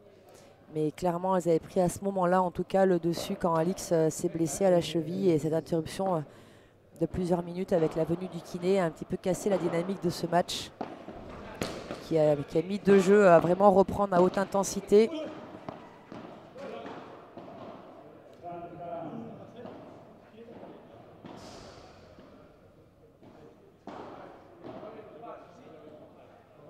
Et malgré cette entorse à la cheville d'Alix, elles ont réussi à se battre jusqu'au bout et à poser des problèmes à une paire mieux classée qu'elle, 23e, 24e mondiale, Tamara et Sandra, et Alix et Nicole, malheureusement pour nous et heureusement pour Tamara et Sandra. Alix et Nicole sont inclinés 7-5 au 3e set. Vous étiez à plusieurs centaines hein, en live à minuit hier à mes côtés à encourager et soutenir Alix. Sachez également pour info que Marta Marrero, hein, regardez également Alix puisque elle s'entraîne Alix avec Nicole dans le groupe de Marta, avec Juan Alday, avec le même coach physique, Dani Odès. Et donc tout ce groupe-là, regardez le match d'Alix en direct. Ils étaient avec nous. Et puis Alix va nous donner des nouvelles dans les prochaines 48 heures de sa cheville, puisqu'il faut attendre 48 heures hein, pour voir si un hématome sur forme ou s'il y a quelque chose de spécial. Et bien sûr, vous l'avez compris, avertissement pour Monsieur Santana qui prend au minimum un avertissement par match depuis le début de la semaine. Enfin, depuis le tableau final, hein, puisqu'ils sont rentrés dans le tableau final. Et d'ailleurs, vous avez vu son partenaire qui ne réagit, mais pas du tout. Voilà, Santana, Bergamini, tête de série 4 de ce tournoi. Et peut-être à part sur le premier match, mais qui n'était pas en direct sur le central. Sinon, tous les autres matchs, Santana a pris avertissement, au moins un. Un code de conduite, comme vous le savez, maintenant très strict au padel. Moindre jet de balle, alors jet de raquette, n'en parlons pas. Moindre mot un petit peu trop déplacé, c'est avertissement direct. Et j'en discutais avec Bazouskat en début de semaine, Jérémy Scatena. Et il m'a dit une phrase très très drôle, il m'a dit de toute façon, si je ne prends pas au moins un warning par match, c'est que je passe à côté de mon match. Voilà, pour vous donner une idée. C'est des joueurs qui ont besoin de s'exprimer, de montrer leurs émotions négatives comme positives. Et en tout cas, s'ils ne les laissent pas sortir, eh ben, ils les gardent entre eux et c'est pire. Donc il vaut mieux prendre un avertissement que de garder ça en soi. À chacun, encore une fois, son profil, à chacun la façon de gérer ses émotions. Tout ce qu'il faut, c'est de les accepter et d'arriver à les digérer. C'est ça que chacun doit trouver, suivant qui il est.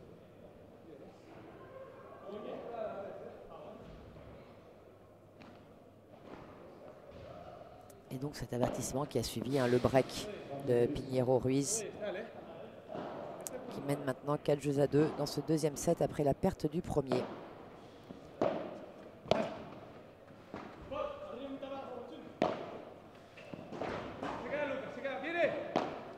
La Vibora.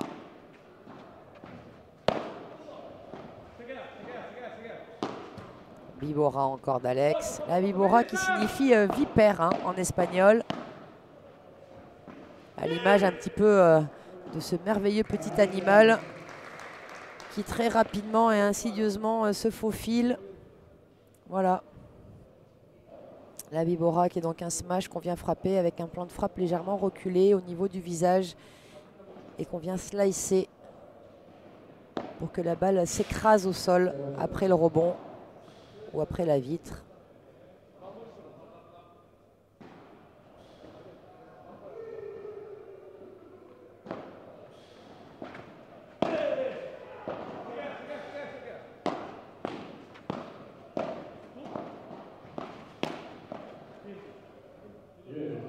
Et break confirmé par la paire espagnole Pinheiro Ruiz qui mène maintenant 5 jeux à 2. Alors là, il fait quelque chose, Pinheiro, sur le changement de côté qui me semble un petit peu bizarre. Si c'est un petit peu fait une entorse, c'est qu'il glace. Alors, c'est vrai qu'il faut glacer quand on s'est fait une entorse. Mais à mon sens, il faut éviter de glacer à chaque changement de côté parce que du coup, vous repartez de nouveau avec la douleur et il faut réchauffer tout ça. Et souvent, ça prend quelques minutes et en général, on commence à être mieux quand on va de nouveau faire le changement de côté. Voilà, donc après, j'ai pas le diagnostic hein, de Clément, le kiné qui est allé le voir pendant le changement de côté précédent.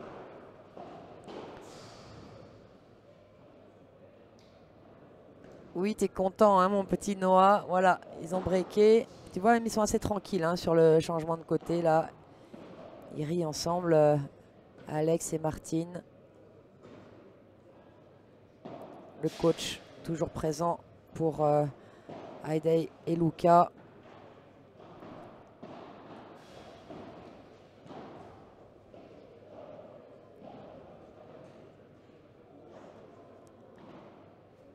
Voilà, ça va être la fin de ce changement de côté. Voilà, puis le moment où je vous l'annonce. Et donc la paire hispano-brésilienne qui va servir maintenant pour essayer déjà de revenir à 5-3. Et puis de tenter de débreak derrière. La réponse dans quelques minutes.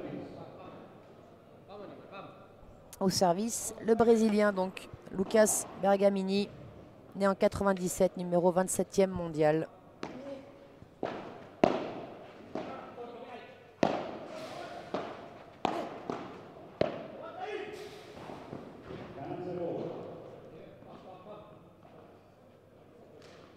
Allez, rebond défavorable pour Pinheiro.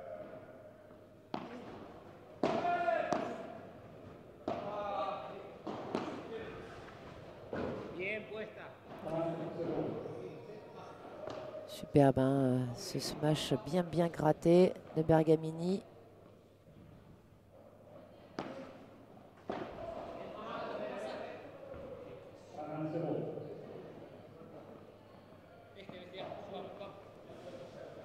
Trois balles pour revenir à 5 jeux à 3 dans ce deuxième set.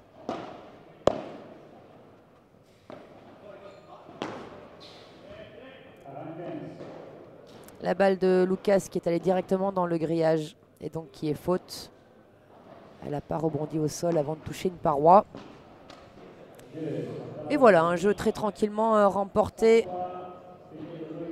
par Lucas et Haydai qui est en train de dire à Lucas, hein, allez maintenant, là on les tient, on met dedans, on les fait jouer. Je pense qu'il doit dire tout ça. On est là, on est présent et on débreak pour les faire douter. Et bien sûr, Martine et Alex qui, dans le même temps, se disent allez, on finit le set là. On fait un bon jeu de service ensemble. Et on prépare le troisième.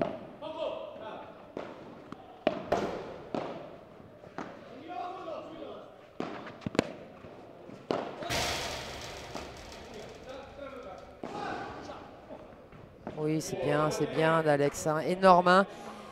Énorme, on va vous le remontrer hein, ce point parce que tous les efforts physiques qu'a fait Alex sur ce point, regardez quand on va vous remontrer ce point d'ici quelques minutes, regardez toute la dimension athlétique que demande ce sport. C'était vraiment exceptionnel avec feinte de regard de Pinheiro sur cette volée de coups droits décroisés. Et smash par 3 derrière. Là, il s'amuse aussi un petit peu, Martin.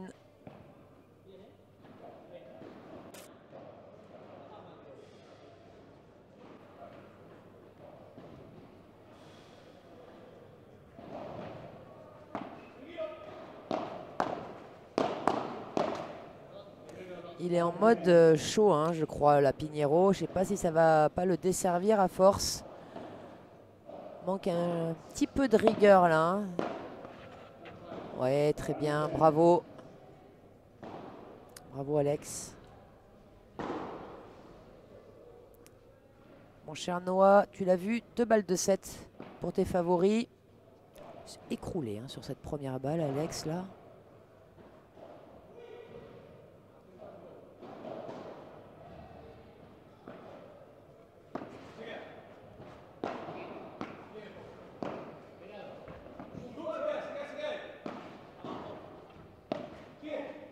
Oh, que c'est beau cette croquette là. Voilà une croquette. Petite croquette décroisée revers là. De Santana sur Ruiz. Magique. Pour sauver une première balle de 7. Mentalement très fort aussi. Hein.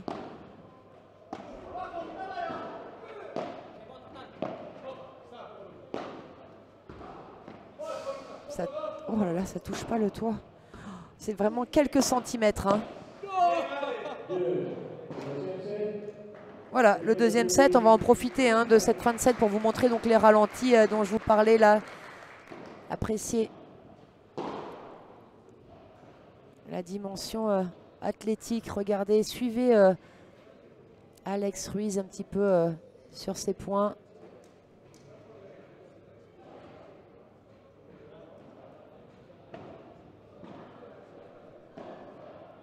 Ah oui, vous avez vu, il est venu intercepter au centre. Regardez très vite comme il revient chez lui. Dès qu'il voit que Bergamini va lober, tout de suite l'orientation des épaules avec ses pas de recul. Ouais, feinte du regard de Martin sur cette volée. Superbe longueur de balle. Volée de revers d'Alex. Le par 3 en étant les 2 pieds sur la ligne du carré de service. Énorme, hein. J'espère que vous appréciez à sa juste valeur tout ce que vous proposent ces merveilleux joueurs. Et le kiné Clément Houdard qui est avec de nouveau Martin Pinheiro. Anaïs qui a rejoint derrière. Kiné ostéo. Si vous avez l'occasion hein, d'être dans le coin là sur Casa Paddle et que vous avez besoin, n'hésitez pas à prendre rendez-vous avec Clément, avec Anaïs. Très compétent, très professionnel. Voilà, et d'ailleurs... Martine qui redonne la poche de glace.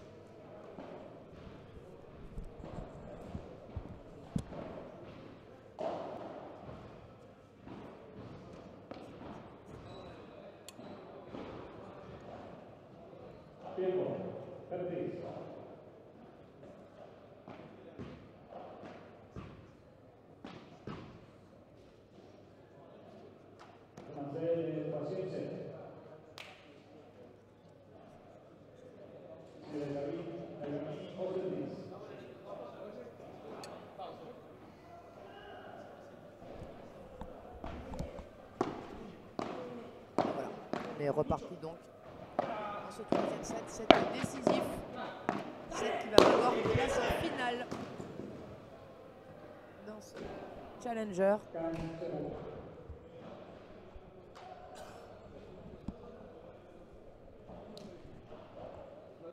Avec un petit saut au-dessus de la poubelle de Martin Pinheiro après sa sortie.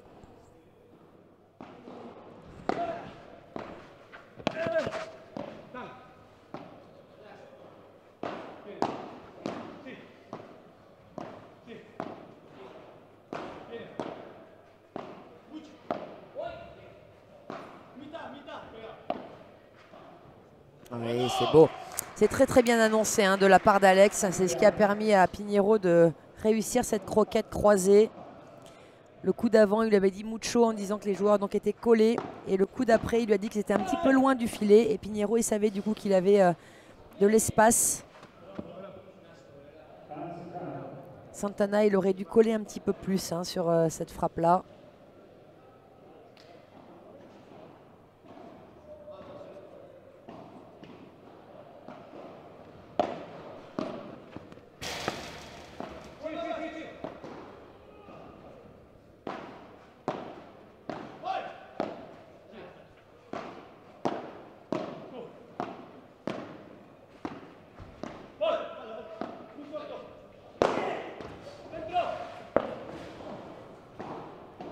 Alors là, aïe, aïe, aïe, aïe, aïe, aïe, aïe, aïe, aïe. On a tout de suite hein, les trois autres joueurs qui sont approchés d'Alex. Heureusement, hein, vous voyez que tous les montants, tous les poteaux sont protégés avec de la mousse, bien sûr.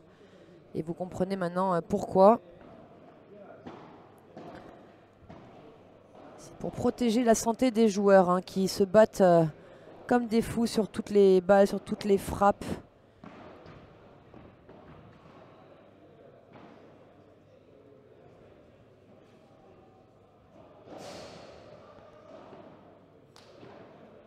Et qui donnent tout à chaque fois, sur chaque point. Et voilà, il va bien finalement Alex. Vous voyez au ralenti là ce qui s'est passé. Il a glissé. Et derrière, du coup, il n'a pas pu se retenir. Mais voilà, heureusement, les poteaux et les montants du terrain sont protégés avec de la mousse.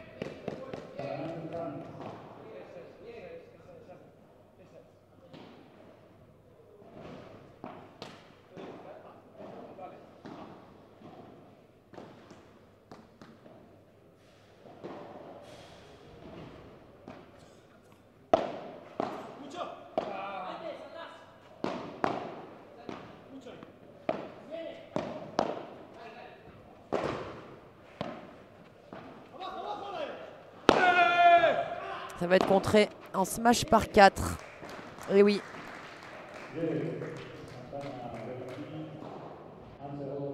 Dès l'instant où ce smash il n'est pas définitif, il y a tout de suite derrière la sanction hein, sur ce genre de points. Et donc les smash par 4 de Santana. Regardez de nouveau la chute. Et la réaction hein, des trois autres joueurs tout de suite quand ils ont vu Alex.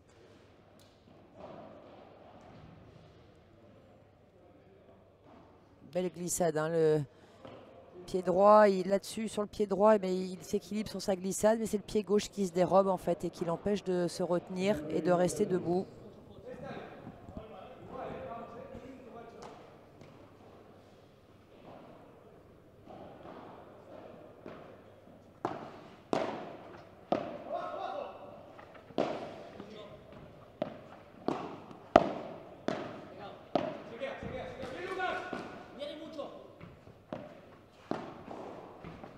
Boum, smash par 4.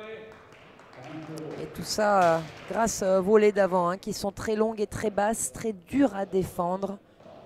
Et au bout d'un moment, Santana et Bergamini, ils n'ont plus voulu défendre en bas, ils ont relevé un petit peu cette balle et voilà. Tranquillement.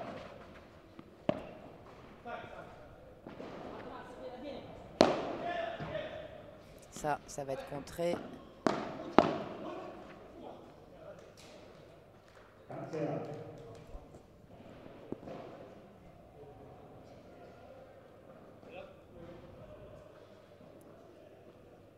Victoria Bergamini, Vamos Lucas, de la famille de Lucas Bergamini, je suppose,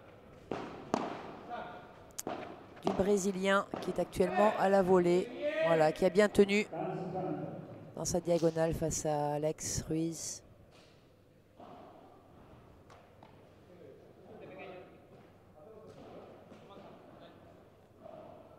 Allez, 15-30 dans ce deuxième jeu de ce set décisif.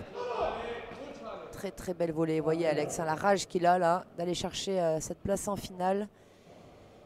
Et c'est en effet un troisième match de suite en 3-7 pour ces deux équipes. Donc on va voir là, la dimension physique qui va commencer à jouer. Encore une fois, des joueurs qui sont extrêmement bien préparés physiquement.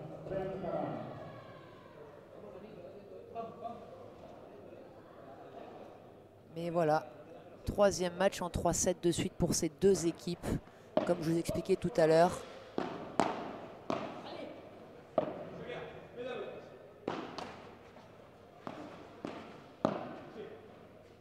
Avec Santana et Bergamini qui s'en sont sortis sur les deux tours précédents au tie-break du troisième. Et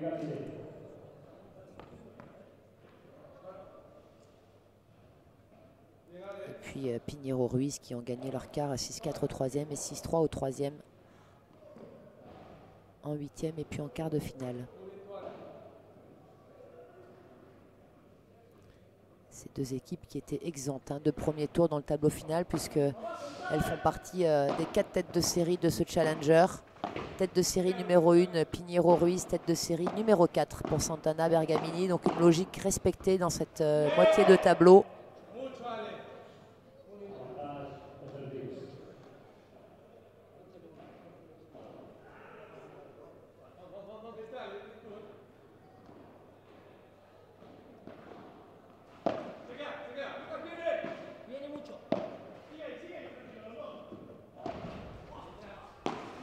Très intelligent ce lob parallèle de Pinheiro. On vous le dit souvent aussi, quand vous êtes bloqué sur votre vitre latérale, il faut mieux lober en parallèle.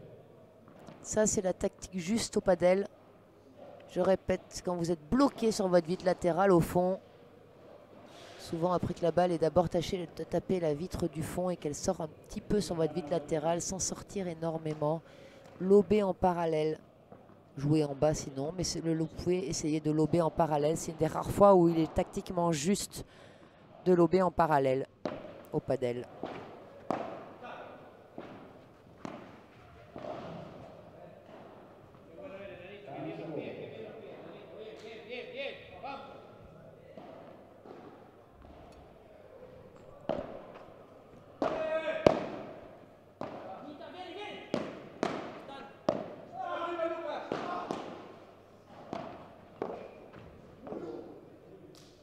Bravo, 15A.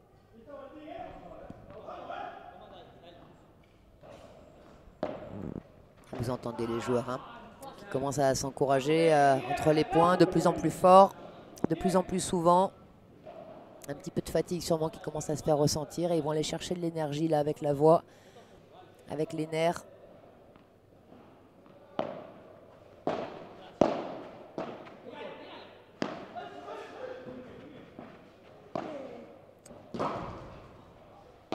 Oh, il s'en sort bien Pinheiro là-dessus, bravo à lui. Parce que c'était risqué de rejouer en bas quand il est venu protéger Martin.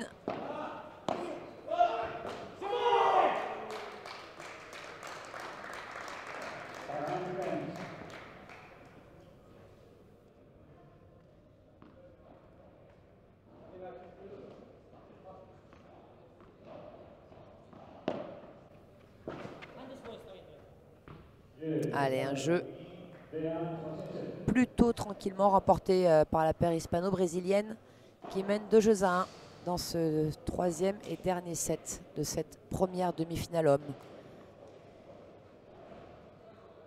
Et on voit au bord du terrain là une des joueuses de la demi-finale derrière qui vient aux nouvelles, savoir où ça en est. Pour caler un petit peu son échauffement.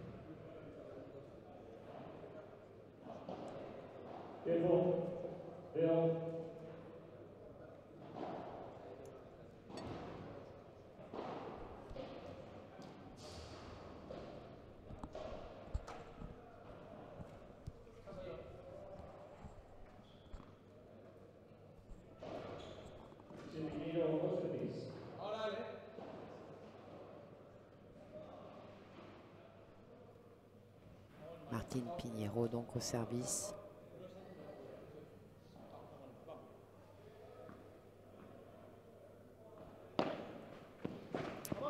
Oui, cette première demi-finale homme qui va être suivie par la deuxième demi-finale femme. Hein. Donc on attend sur le terrain ensuite Sandra Hernandez et Tamara Ricardo qui vont essayer d'aller chercher une place en finale contre les têtes de série 1 de ce tournoi, Delfina Brea et Béatrice González. Qu'on vient de voir, hein, Béatrice venir aux nouvelles.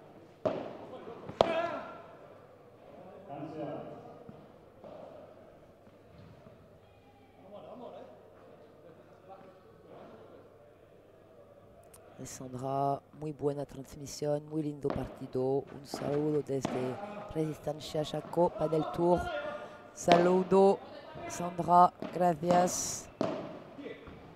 Allez, il va la défendre celle-là et c'est très bien défendu. Hein, par contre, d'Alex, là sur la volée de revers de Santana qui du coup ne pouvait pas vraiment claquer cette balle. Un petit peu forcé hein, cette défense de Piñero, ce retour de vitre là en barada revers. Et du coup qui est parti dans la vitre du fond direct et donc qui est faute. Et qui met sous pression cette équipe espagnole qui est menée dans ce set de jeux à 1. Pas de break pour l'instant, mais il y a 15-30 cette fois sur leur service. Avec une première balle de service qui est faute.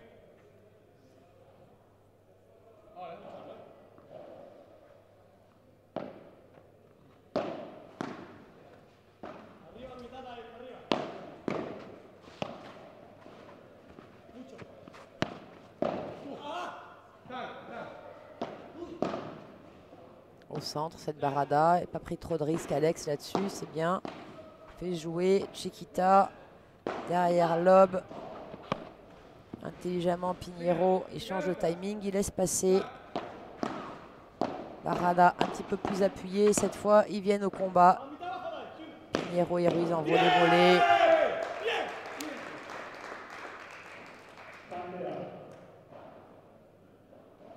Et c'était important hein, pour eux de le garder ce point.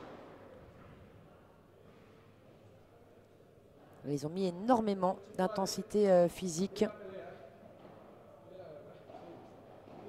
Et oui Hélène, je suis d'accord avec toi. C'est vrai que tous les gradins ne sont pas remplis. Après il y a du monde, c'est vrai, au niveau du club, là en dessous de nous, vous ne les voyez pas à la caméra. Il y a beaucoup de monde dans le clubhouse, là à l'intérieur.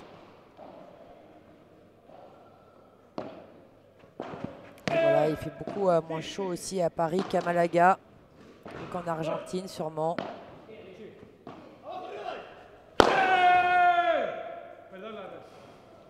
Voilà, bravo. Hein. Bravo. Et il ne se trompe pas Alex, hein. D'ailleurs il félicite son partenaire, regardez-le. Fin de smash claqué au départ pour derrière envoyer et donner aucune chance à l'équipe hispano-brésilienne de la défendre celle-là.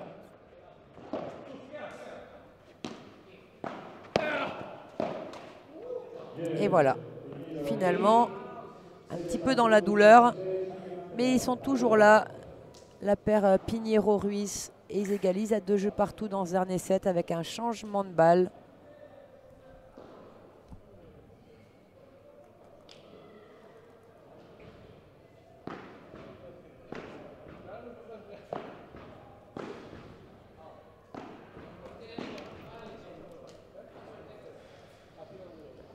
Ça fait déjà 9 jeux.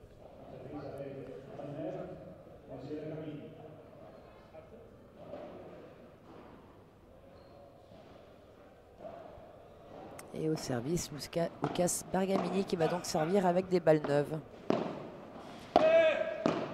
Voilà, il n'y a pas forcément des milliers de personnes sur place à l'image un petit peu des championnats du monde à Doha, mais par contre vous êtes très très nombreux derrière votre écran de chez vous, au boulot ou en vacances, tout dépend où vous vous trouvez, à nous suivre, à nous écouter, à nous encourager. Et ça, c'est vraiment adorable de votre part.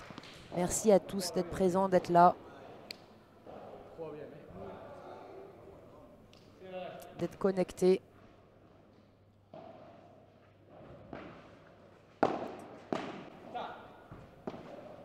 Et une réalisation de Padel Magazine exceptionnelle, avec tous ces ralentis que vous pouvez voir entre les points et au changement de côté. Vraiment parfait, ça vous permet de voir un petit peu les déplacements, les replacements, la technique, les vitesses de balle.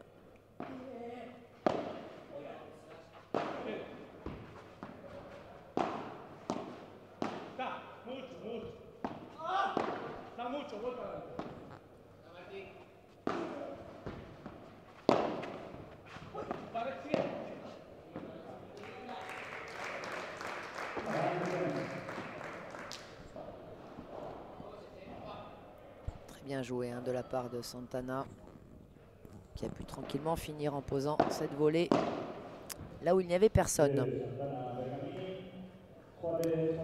Voilà un jeu, pour l'instant Santana Bergamini qui remporte leur jeu de service assez facilement dans ce troisième set. Et la paire Pinheiro-Ruiz qui les remporte, mais un petit peu plus dans la douleur pour l'instant. Alors on va voir si ça tourne ou pas. Jérémy Ritz, mon petit Ritsouille, salut. Bravo pour les commentaires, merci Ritsouille, pas loin sur Reiter Navarro, dommage. Oui, avec Elodie, on a eu la chance en 8e de finale de jouer les finalistes de cette deuxième édition du World Padel Tour à Casa Padel. On a joué Cecilia Reiter et Carolina Navarro jeudi. C'est vrai qu'on était vraiment pas loin de leur poser de gros problèmes et de les faire douter. On a eu une balle de jeu dans ce match. Balle de jeu qu'on n'a pas réussi à convertir. Voilà. Et 35 minutes après, peut-être même échauffement compris, on était à la douche. Voilà. Mais bon, elle nous avait demandé d'être à peu près sympa aussi avec elles, puisqu'elles avaient des gros matchs derrière et il ne fallait pas non plus spécialement trop les fatiguer. Elles ont une coupe à aller chercher. Voilà. Merci en tout cas, Moritsouille, de ce petit souvenir. Un ou deux jeux près, c'était la finale. Ouais, exactement. Tout à fait. Un ou deux jeux près, un ou deux points près, on ne sait jamais. Ça, comme je t'ai dit depuis le début de la semaine, ça tourne vite au padel et on ne sait jamais ce qui peut se passer. Bon, après, c'est vrai que la double faute de ma partenaire après tentative d'un service amorti sur Reiter ne nous a pas aidé. Mais voilà, petite dédicace à Hello. Merci pour ce grand moment. Oui, on s'est régalé. Tu nous dis, j'espère que tu t'es régalé. En tout cas, c'est un faible mot. On s'est vraiment régalé. Pour moi, c'était sûrement une chance unique dans ma vie de pouvoir jouer un challenger, un World Padel Tour et d'accéder au deuxième tour encore plus, complètement inattendu. Voilà, donc on en a vraiment profité jusqu'au bout. Et en plus, Cecilia et Carolina ont vraiment été adorables avec nous et nous ont vraiment fait jouer une leçon de padel à 2 à l'heure. On a pris et c'était vraiment un super moment et un moment vraiment inoubliable pour Hello comme pour moi. J'espère qu'Elodie aura d'autres moments comme ça à vivre. Moi, je ne suis pas sûre, mais en tout cas, on en a profité à 100% de ces moments-là. Un grand merci d'ailleurs à la Fédération française de tennis pour toutes ces wildcards qu'ils ont négociées auparavant. Et dont on a pu bénéficier. Voilà. Mais toi aussi, mon Jérém, qui a participé à ce World Padel Tour, aux côtés de Dimitri Huet. Voilà, on a été plusieurs Français et Françaises à avoir la chance d'être dans les tableaux pré-prévia ou tableau final.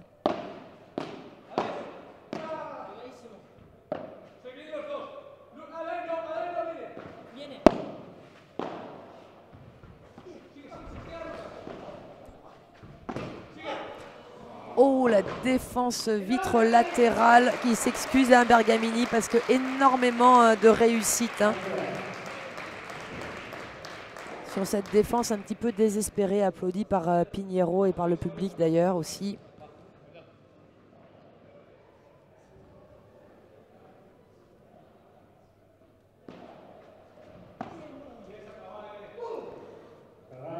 Bien bien servi. Très bonne longueur de balle hein, d'Alex Ruiz sur ce service. Je vous disais tout à l'heure, c'est important au padel, non pas de servir spécialement fort, mais de servir surtout très long.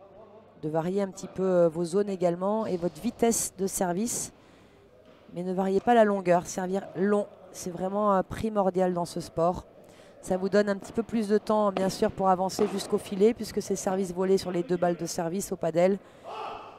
Et puis, ça oblige le relanceur à jouer une balle qui lui arrive vraiment dans les pieds, très proche du corps. Entraînez-vous à servir long.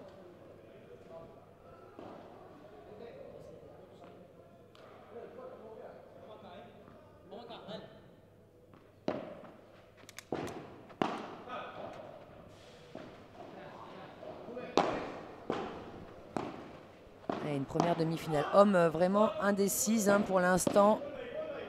Égalité parfaite dans ce match. 3 jeux partout au 3e set.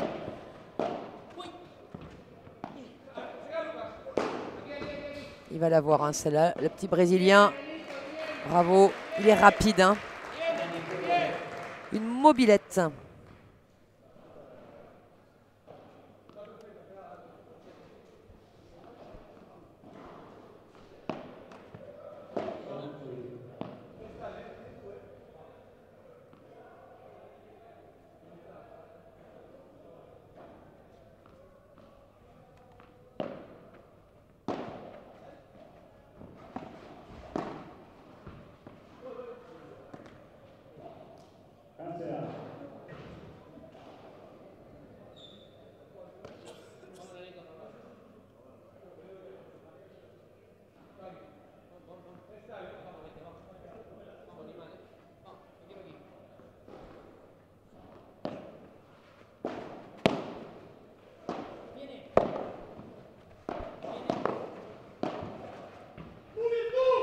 Que c'est bien joué cette volée de Pinheiro là, qui a eu la lucidité et la maîtrise technique de poser cette volée pour pas du tout qu'elle sorte de la vide du fond au 2e rebond. Oh là là, un contre un peu réussite. Et il s'excuse hein, d'ailleurs Pinheiro tout de suite, ouais. Énormément de réussite hein, sur cette balle là.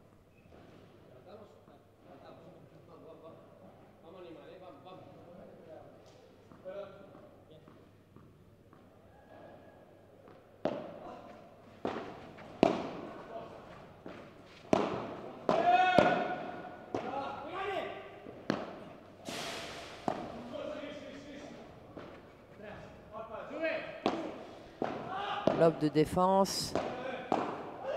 Voyez hein, ce revers dont je parlais tout à l'heure de Pinheiro. Quand il le joue en direct bloqué comme ça, il met toujours dedans. Petite feinte de regard pour cette volée des croisés croquettes. Et voilà le break qui est fait dans ce 3e set par la paire Pinheiro-Ruiz. Alors encore une fois, ça ne veut rien dire. Ils sont loin d'avoir remporté ce match. Mais déjà un petit orteil en finale. 4-3 Pinheiro-Ruiz dans ce 3e et dernier set de cette première demi-finale homme. Et je profite du changement de côté pour faire un coucou à tout le staff et l'organisation de Casa Padel. Les terrains autour qui sont pleins également. À Casa Padel, ça joue beaucoup au padel et de plus en plus sur Paris et en France globalement. Un sport qui se développe énormément, de plus en plus connu du public. Et puis vous avez l'habitude aussi, un grand merci à tous les sponsors qui permettent au World Padel Tour d'exister et à ces circuits de s'internationaliser. L'eau filtrée BWT qui ont été également partenaires hein, du championnat de France qui avait lieu le week-end dernier à Casa Padel. Joma, Ed, Boule Padel, Vitogaz, Arthritis, Estrella Damm, la bière sans alcool. Les voitures Cupra et Cupra ATK qui transportent les joueurs à droite et à gauche. Le club de Casa Padel, la Fédé Tennis dont je parlais il y a quelques minutes grâce à Jérémy Ritz pour les wildcards octroyés et négociés pour ce challenger. Pour donner cette expérience internationale à des joueurs comme nous. Un super moment. Et donc au service, Martine Pinheiro qui va essayer de s'appliquer là pour confirmer le break obtenu il y a quelques minutes face à Santana Bergamini. Andrés González, tu dis Paris, oui. Londres, point d'interrogation. C'est-à-dire, quelle est la question, mon cher Andrés?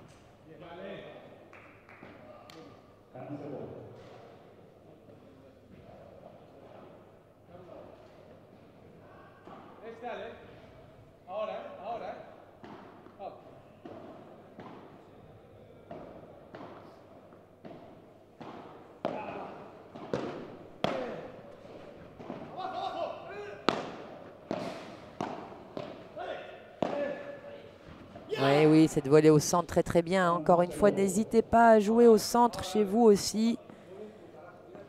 Jouez au centre dès que vous avez la possibilité. Encore une fois, comme je vous l'explique, depuis le début de la semaine, ça resserre les adversaires. Et puis sur une mauvaise communication ou incompréhension entre les deux, ça peut juste faire point gagnant. Et troisième chose, ça ferme les angles. Et du coup, voilà, à l'image de ce point-là, encore une fois, démonstration en live, une volée au centre. Et derrière, Pinheiro qui a pu jouer cette volée décroisée. Il avait resserré les adversaires, il s'était ouvert un petit peu les angles. Et ça suffit parfois juste ça pour provoquer une faute en face. 40-0. 3 balles pour confirmer ce break. Et peut-être que la première va suffire. Non, elle est défendue par Bergamini. Et la première va suffire en effet. Très beau jeu, hein, très propre hein, de la part de Pinheiro Ruiz là-dessus. Des très belles volées, basses, longues. Ils ont bien déplacé l'équipe en face. Ils les ont empêchés de regagner le filet.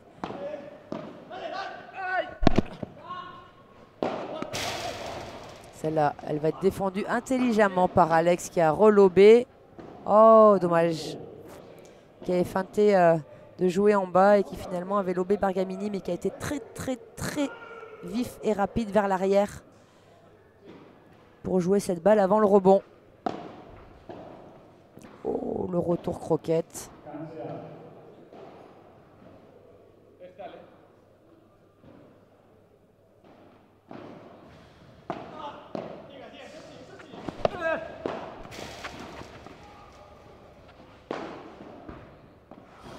Vous avez vu, hein, comme il est allé vite, Alex. Pourtant, il est grand, hein, il est très grand, Alex, hein, mais comme il va vite hein, pour défendre cette balle du côté de Pinheiro et se replacer, être capable de défendre la balle d'après encore. Très bien joué de la part de Santana, Bergamini, qui ont très bien déplacé l'équipe adverse et qui ont provoqué la faute. Déjà, 3 amortis tentés avec plutôt beaucoup de réussite dans ce jeu pour Santana. Et 2 fois sur Pinheiro et derrière Ruiz était venu le sauver. Cette fois, il a varié. Amorti long de ligne sur Ruiz. Et ça suffit.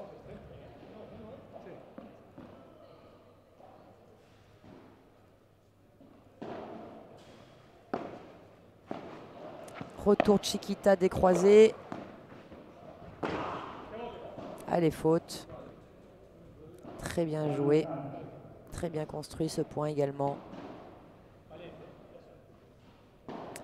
Vous imaginez si à ce niveau-là ça suffit. Imaginez à notre niveau.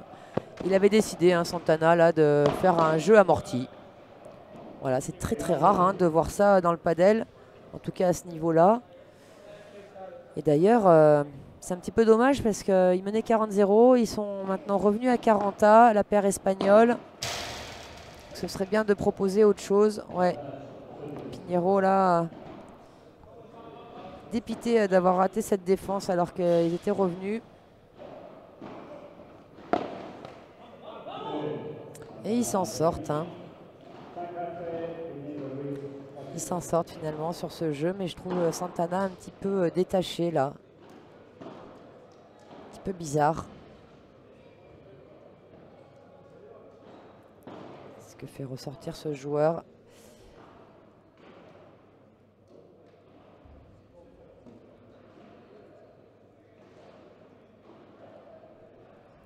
Et donc 5 jeux à 4 dans ce 3e set pour la paire espagnole.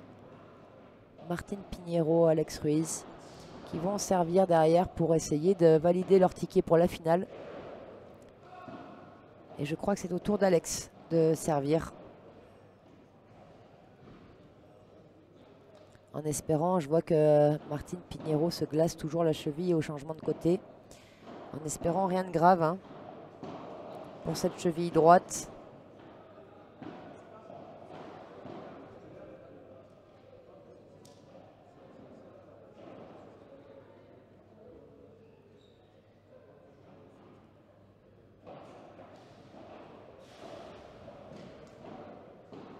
Alors Javier, tu nous dis que...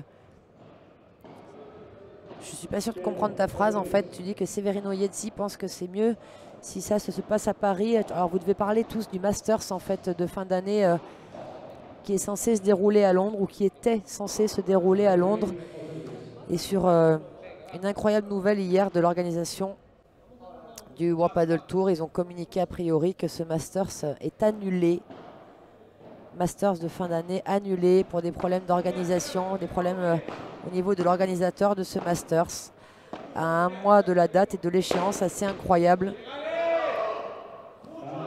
C'est pas... Voilà, c'est vrai que on va pas rentrer dans un grand débat. Il nous manque énormément d'infos, nous, au grand public, beaucoup de choses qui se passent au niveau des politiques. Mais ça fait beaucoup de choses dans le padel ces derniers temps qui ne sont pas forcément bonnes pour l'image, surtout pour un sport qui candidate pour être au JO un jour. Les championnats du monde l'année dernière qui se sont finis sans de finale jouée, avec des structures qui ne pouvaient pas supporter les intempéries. Un championnat du monde junior un petit peu sous le feu des projecteurs, on n'est toujours pas bien sûr s'il va avoir lieu, ça a changé déjà 3 fois de lieu. Un championnat d'Europe officiel où il va manquer les meilleures nations et en parallèle un autre championnat d'Europe. Enfin voilà, ça fait énormément de choses quand même en peu de temps. Ouais, dommage. Beaucoup de choses qui ne sont pas forcément très très bonnes hein, pour ce sport qu'on défend tous et qu'on aime énormément.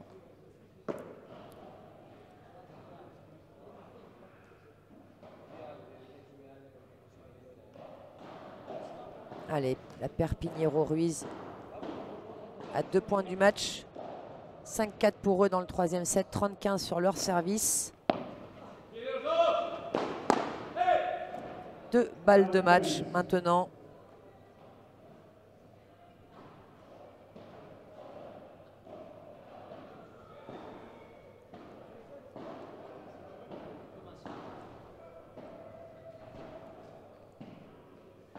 Et on va voir s'ils vont réussir à en valider une. Et ouh là là là là là là. Mais ouais, et c'est très très étonnant hein, ce qu'a fait Santana depuis quelques minutes. On aurait dit qu'il était très énervé, qu'il gardait ça à l'intérieur et que vraiment pas heureux, pas content, pas quelque chose de pas du tout positif. Et comme si il avait un petit peu, alors je vais peut-être pas le dire, je sais pas si c'est vrai, mais un petit peu jeté la fin du match là, Santana, très très étonnant. Ce qu'il a montré depuis quelques minutes. Dommage, en tout cas, pour Lucas et pour lui. Merci à tous. Oui, Noah, tu es content, j'imagine. Voilà, tes favoris sont en finale. On les retrouvera demain. Merci à tous de nous avoir suivis pour cette première demi-finale homme, cette deuxième demi-finale du jour. Et on va se retrouver d'ici quelques minutes pour la deuxième demi-finale féminine. Merci les amis, à tout de suite. Bye bye.